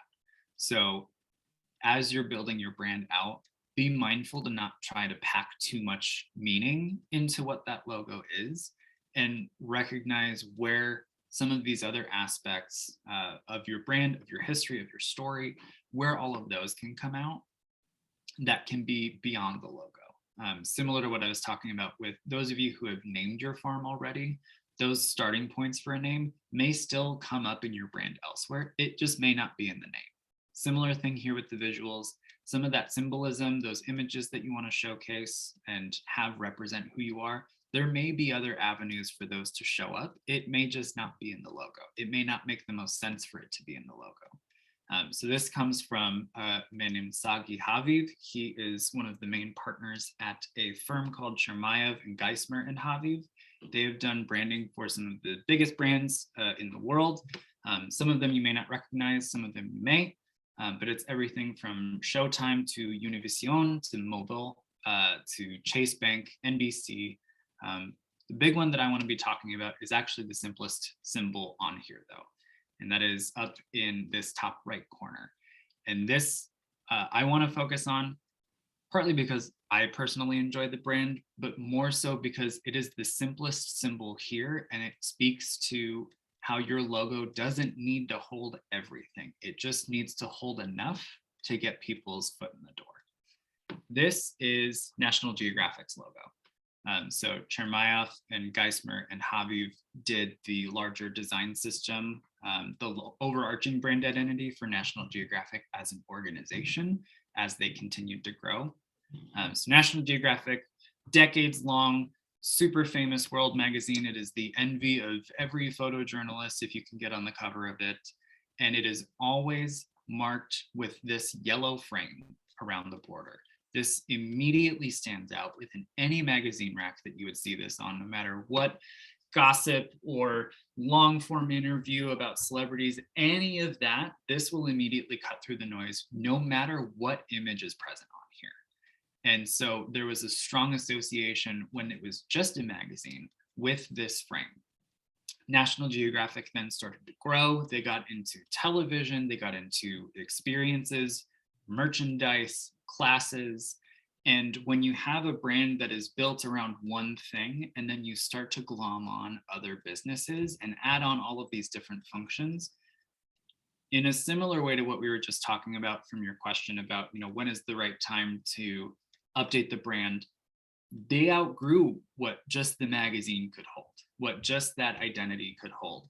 And so they contracted this firm to think through, like, what is that new overarching, what we call brand architecture, where you have the parent that is National Geographic, but then you have all of these other things that can sit inside of that because it's just become that big. So this firm built this as their new logo. It still retains that similar yellow frame. And really on a functional level, this is painfully simple. It is a yellow box, period. Doesn't even need to sit on a black background necessarily. It's just a yellow box. And then the words National Geographic. It doesn't need to be this super complex visual that's really hard to reproduce and it's representative of somebody else's craft, because the goal that they're after is to create a system that people can see what they associate National Geographic to be anywhere that it shows up, and having a recognizable and distinct enough symbol where you see that yellow box and you know it's National Geographic. And so we see that, shoot, it skipped over the thing that I was just making a point on. So let me jump back in. So at the top are two different sub brands. So we have National Geographic as the parent, and now instead of it just being National Geographic as a magazine, and that speaks enough for itself, the magazine is only one portion of it. So they've built out this larger architecture to say, hey, when it's the magazine, it looks like this. When it's the National Geographic channel, it looks like this. When you see it in a merchandise store in a mall, you can still have that brand come through, even in something as simple as it's literally framing images that will change on a TV screen outside of the store in the same way that the magazine cover used to show. And my favorite is down at the bottom here, where it's someone in front of Stonehenge taking a long exposure photograph. So instead of just a quick click, the shutter goes off, it's absorbing light for about 5 or 6 seconds, sometimes 30 seconds, depends on what you set it for. And he's using a flashlight or some sort of portable light to trace the image of that famous yellow box to say like, hey, I care about National Geographic. I'm at this world famous site that is Stonehenge, and I want that association moment to happen. So when you build a brand that allows for people to step into it and represent it themselves, it's a really tricky thing to make happen. And that's where having a simple design system comes in. I'll also say too that some of this is a function of scale, that this is a brand that is known all over the world. This won't necessarily be the same kinds of constraints that you guys are operating under, since you are local farmers inside of the state of Minnesota. This is not me saying anything other than you are starting out at a different scale. Not to say that you cannot get to a place where you are wildly successful and people recognize your name on the street and your logo just by looking at it, etc. But the kind of what we call brand equity, the relationship, the history that you have with the brand, this took decades to form. And then when you have a brand that has that kind of association, you can start to play in these sorts of spaces. But if they kept changing who they were drastically over time, you wouldn't have that same history built up. You wouldn't have that legacy that you could lean on, where someone could trace in the air with a light, a yellow box, and someone, without looking at any of this other stuff on here, could connect the site to the person, to the box, and go, that probably has something to do with National Geographic. So really the point that I'm making here above all else is the more that you can find what those nuggets of immutable truth are with who you are as a farm, with who you are as a business, those are the things that won't change, no matter what your logo looks like, no matter how people are experiencing what you're doing, whether that's through cooking classes or just buying your produce at the farmer's market or having some really cool experience over time. All of those are going to be extensions of you.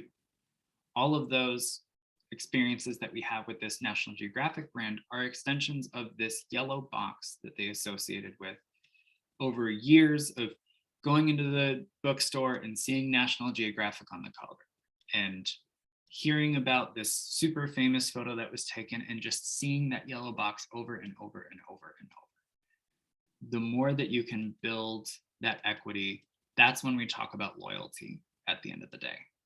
This is an organization that every photographer will fight tooth and nail to get into. There was a period where I wanted to get into it, and I do not have the chops to get into this kind of space. But I still admire the living hell out of anybody who can make this happen. I'm getting slightly off topic because this is a brand that I care about, so forgive me for that. But as you're building your own logo out, in the same way that we were thinking through National Geographic's logo just now, in the same way that we thought about Mighty Axe Hops, is it communicating what you're prioritizing clearly and quickly?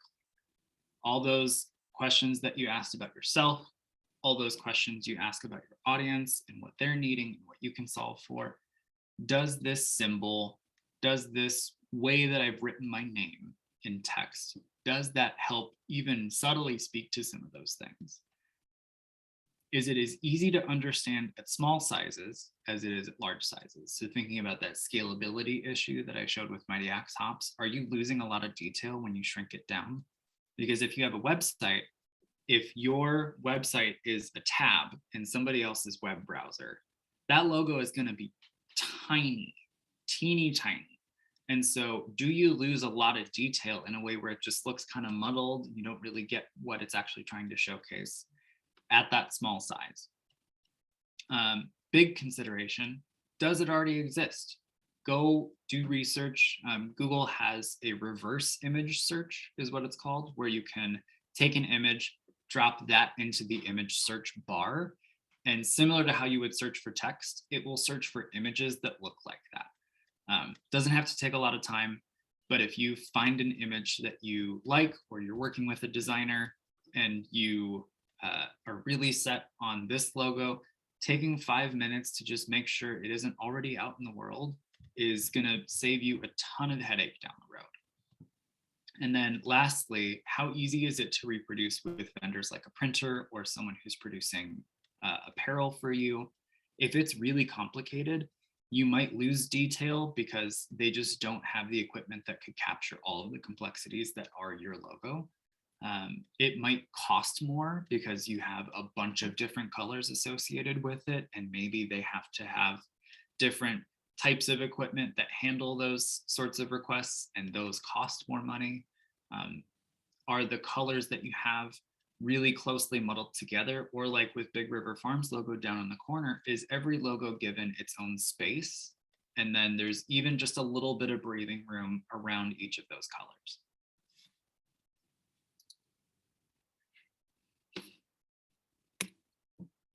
Now we're at the ceremonial. Oh, there we go. Okay. Another piece, and this is the only time that I will openly critique somebody's work during this entire conversation. Nelson Grass Farm is a farm in Minnesota. They raise livestock. It's all grass fed. They do pasture raised beef, pork, chicken. But there are a couple struggles that I had in engaging with the brand, and I bring it here as a cautionary tale. One of which is the name of the business doesn't actually preclude that they raise livestock. If we were to just take the name literally, it sounds like they farm grass. And that is a very different goal than what you have for your business, if what you're actually raising is livestock. Another piece is where that word grass is and seeing the grass come up. Anytime that you are limited in the number of colors you can use on a printer, or in the applications you want your brand to show up, let's say it's on a really complicated photo with a bunch of chickens in it, you're not going to be able to showcase that logo in a really clean way if it were just one color. Because as soon as you combine that A and the grass, you're either losing the letter A or you're losing a lot of that detail in the grass because there's just so many shapes muddled together. Another piece is there's several different versions of this logo that I found without really having to try hard. And that just erodes trust in the brand over time. It's sort of these quick updates that they're making, but they're not announcing any changes with it. It doesn't feel consistent. It begs a little bit of question of how much they've invested in their brand, which for me, I have a little bit more bias associated with some of this, but it actually calls into question some of the quality of their products because I'm not seeing consistency in how they're showing up in the world. And then the last piece over on the left here, with these two different versions on the darker background, this is a direct screenshot from Google search. And I'll get a little bit more into the technicalities of some of this, but I can tell that they uploaded the wrong file type for that logo up onto some part of the internet. And that's why you're seeing that really bright neon color. Is there's something about the color mode that was set up within that file that isn't reacting well with a computer screen and is probably actually more meant for print. And so the information that's embedded in that file is clashing with how a computer could showcase that. And what you end up with is a drastically different version of an image that you wanted to represent consistently across any aspect of your brand. So having these really bright neon color versions of your grass versus on that logo on the right where it's softer, it's more of a pastel. That's what their logo actually is.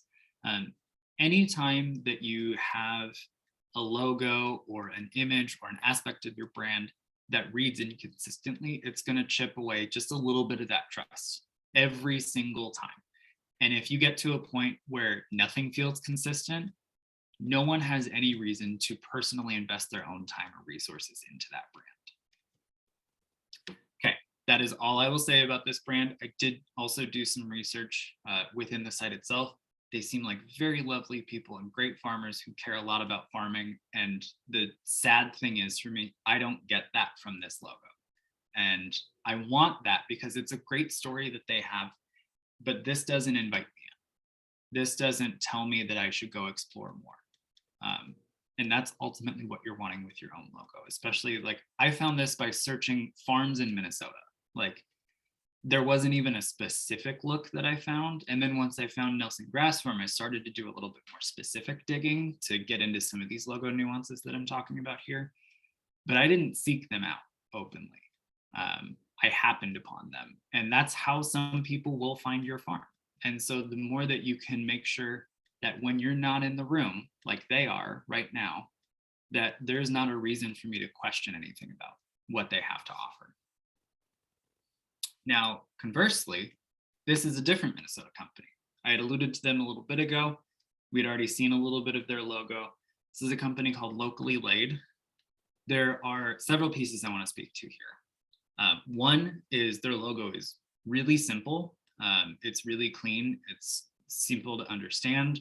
They have done a little bit of play within the letter A in Locally by adding that egg shape, so that if you didn't have that egg company text toward the bottom, you could still get some allusion to what they do because there's a chicken directly below that is an egg. Okay, great. Now that I've seen Locally Laid, I already have an idea of what they do. Second piece is that the graphic style is really playful and really different than anything else that I've shown you guys tonight. And that's also just representative of farming brands as a whole. This is one of the more playful and bold brands that I have seen, one that's willing to take a little bit more of a risk. And some of that text on the next image over that photo says local chicks are better.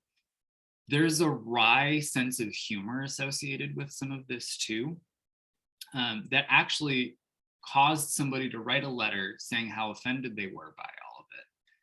And the founders of Locally Laid wrote back and said, you know, sorry to hear that you're not happy about it.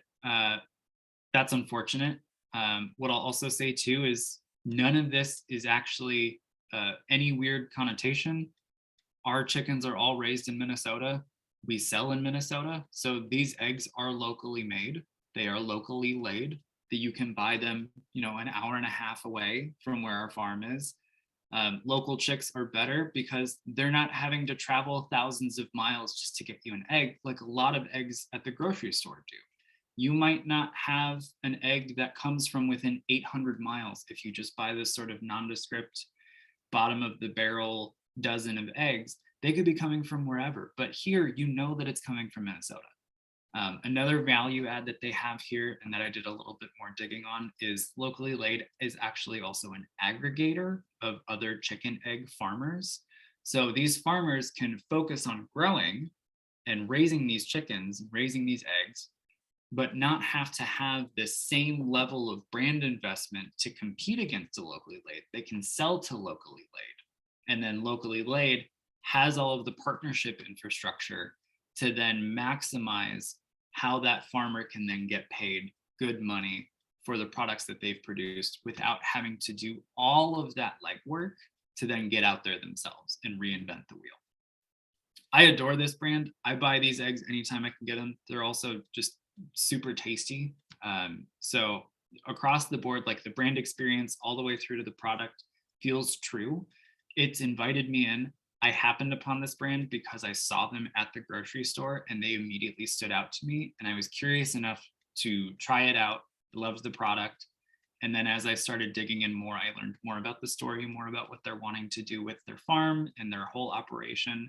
And now, like what I've been saying before, I'm a big advocate for them. And anytime I can talk about locally led, I'm going to do it. So to the question earlier about, what if I have to go to market with a brand that isn't quite where I want it to be? I don't want to wait forever and then not have anything. This is where refreshing your brand can come into play. So you might have a solid start. It's 60% of the way there. But then, you have a little bit more funding. You want to fix some of those issues that you already know are present with the logo. And so you pay for that to get cleaned up. You pay for it to feel a little bit more modern or feel a little bit closer to what your vision was with it. And the reason that I bring up Wilcox Family Farms, which is also a Minnesota farm, we can see the through line in each iteration of this logo, where even though certain aspects of that text have been adjusted or changed over time, like that X at the very end, there's some pretty big differences between the original one and what they have now, but the character that's present within that visually is still the same. So I can look at a much older version of the logo and their current one and see the through line and know that they were just thoughtful about, like, this is who we are. We're really confident in that, and we don't need to change who we are. And that has so much strength in its own right to just be consistent in that vein. The other side of this is, if you started with your brand, you're finding that it isn't matching with what you're doing, or you've changed a lot since you built that brand out, you can go through a full rebrand. And that's where your name might stay the same, but no aspect of your visual identity is the same. You might have different colors, your logo might be different, you might use different fonts, imagery, any of that is up for grabs with a rebrand, but the name is going to stay the same. Now, you can also go through renaming. That's going to be separate from a rebrand, but both of them can work in tandem if you're finding that you really have to just clean everything off, start entirely from scratch, or build out an entirely new brand relative to what you had before. All of these are different options based on the success and challenges that you're finding as you're building your farm business out. So that was a lot. Again, any questions?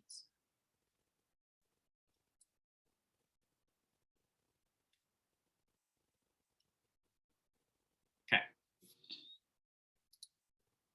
So this will be the last section of the conversation. I'm going to try and go through this a little bit quickly. When you are ready to work with a designer, there's a couple things to consider when choosing one, and then as you're working together. When choosing a designer, work with someone who has logo design experience definitively. If they don't have that, it's already a steeper curve for you to get what you're needing from them, unless what you're needing is something other than a logo. But whatever that asset is, find somebody who has experience doing that thing, in the same way that if you're looking to farm produce, you're not necessarily going to go to an egg farmer for tips on what to do. You're going to go to somebody else who has farmed produce. Oh, we got something in the chat. Okay, thank you. It was good seeing you. Experience with farms or any cultural nuances you might have is helpful as well. And then be clear about what you need and get quotes from multiple designers in order to compare costs. As much as you can, try to make sure that the investment that you're making is both one that you can afford, but also is one that matches with what you're getting. And so being able to shop around and see different quotes from different designers will be really helpful. And then when working together, agree on how often you want to communicate. Is that weekly updates? Is that bi-weekly? Ask for the budget that you have, how many rounds of edits you get. Is it just, I'm going to design your logo and that's it? You get what you get for your money, period.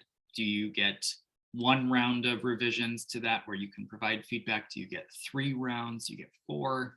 So just get clarity on that up front, because that will help save some headache as you're further in and you're saying, well, it's not quite there. I want to tweak this a little bit. I want to maybe adjust this. And if the budget that you have doesn't allow for that room, it can be a really disappointing moment to find that you either need to pay more money to get those things fixed or just accept what you have. And then as much as you can, get guidelines for how to best use whatever designs you're getting. So get that designer to say, you know, don't have it smaller than this size, don't rotate it, don't change the colors on it to these things.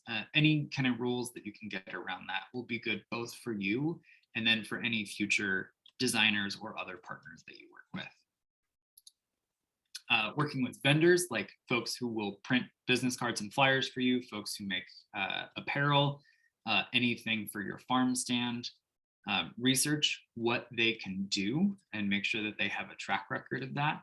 Again, compare price points. And in the case of things like business cards or apparel, look at what the minimum quantities are so that you're not stuck with having to pay a large sum of money in order to not get 500 shirts when maybe you only need 50.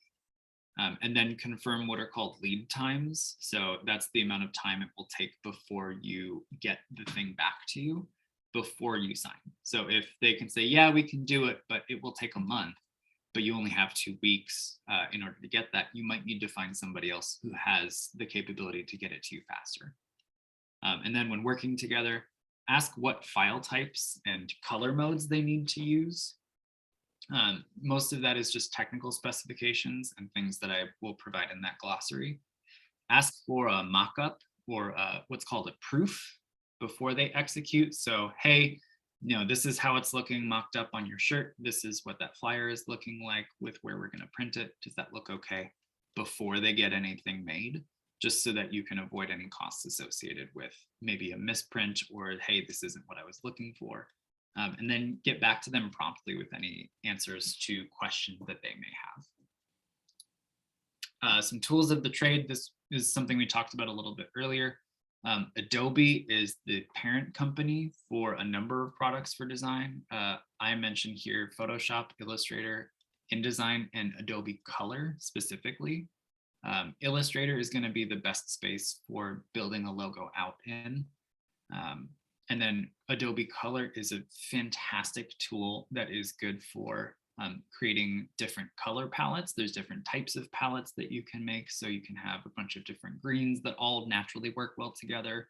Or if you want green to be your main color, what are colors that play really well with that? It's a really fun, easy to use tool. Highly, highly recommend it. Canva, we had already talked about. That's just a free design tool for building out other assets. That one, you won't get as far with building your own logo in, but once you have a logo in the beginning of a brand, you can from there say, you know, I need to make stuff for social media or for a website, and it can build different templates for you and just give you some flexibility without having to have a big investment into software specifically. And then Google Fonts is a free font library. It's all of the types that are used within Google's products, just entirely free to use. So if you are looking for a font to have the name of your farm represented in, and you aren't able to afford paying for a font, this is a great way to do that, where you can get one that isn't, say, in like Microsoft Word and feels really tired and dated as a result. Getting your brand built. We need to determine your budget and timeline for building and launching your brand. This is where that Goldilocks spot will be, with the balance between what I can afford, when I need to get it up by, and what I need. Thinking about what your must-haves, your should-haves, and your nice-to-haves are. So you must have a name, a logo. Ideally, you have a website that people can go to, and some sort of like flyer or card that people can walk away with anytime you're out in public. Should-haves are things like tablecloths for your farm stand, any signage, any other things for a farm stand. And then nice-to-haves could be, you know, having a social media presence. If you like writing, having a blog where you talk about your farm that people can connect with, or a newsletter that they can sign up for, and then merchandise. So things like hats, stickers, shirts, anything where your customers will be able to represent your brand without you there. And then lastly, figure out what you can do for yourself and figure out what you can hire partners for. This piece I've alluded to a little bit Color modes are formatting within files to best determine whether something is for digital application, like to be shown on a screen here, or for print. RGB is for red, green, blue. That's for all the pixel colors that show up within a computer screen, and RGB formatted files will make sure that the computer is aware of how to mix those three colors to get the exact color that you're needing. CMYK does the same thing for print. CMYK stands for cyan, magenta, yellow, and black.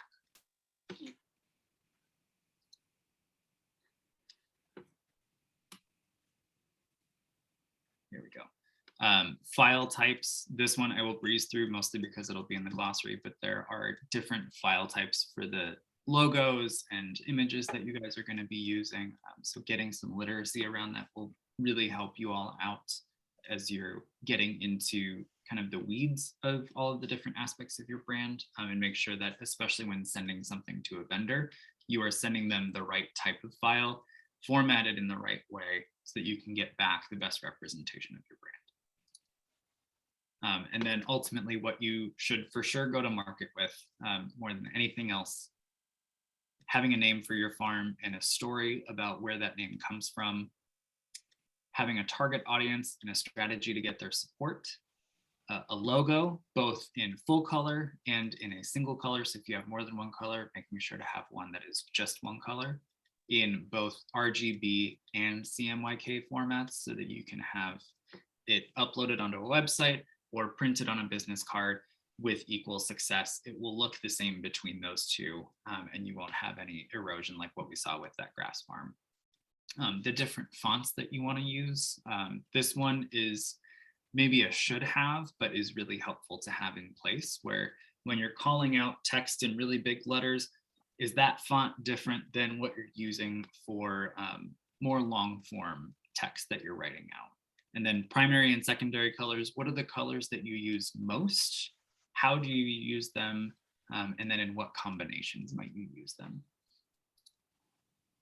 Okay, I know we are running pretty tight on time here, so I do want to open up the floor one more time for questions, but I want to make sure that all you can get on with your evenings.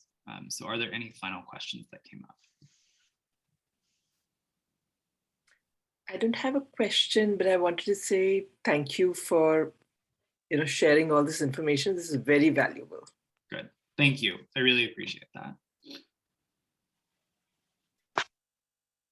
Yeah, it's a lot of information to take in, especially for someone like me as far as marketing.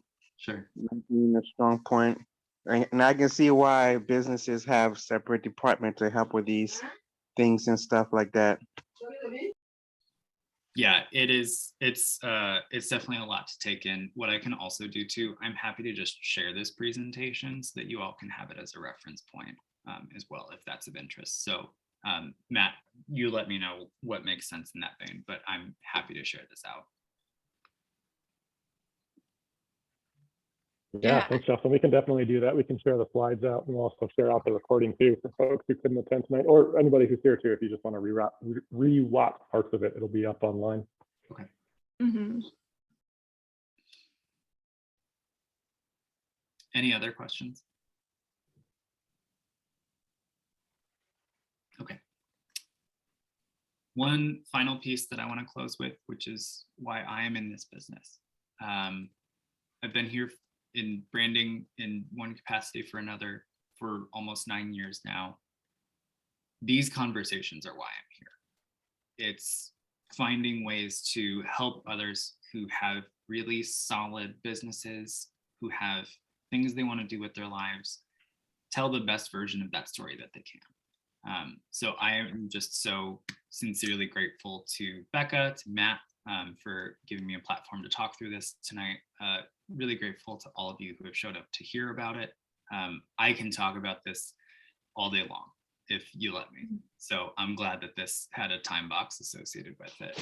So that's everything that I have for today. And just thank you for giving me a spot here to chat.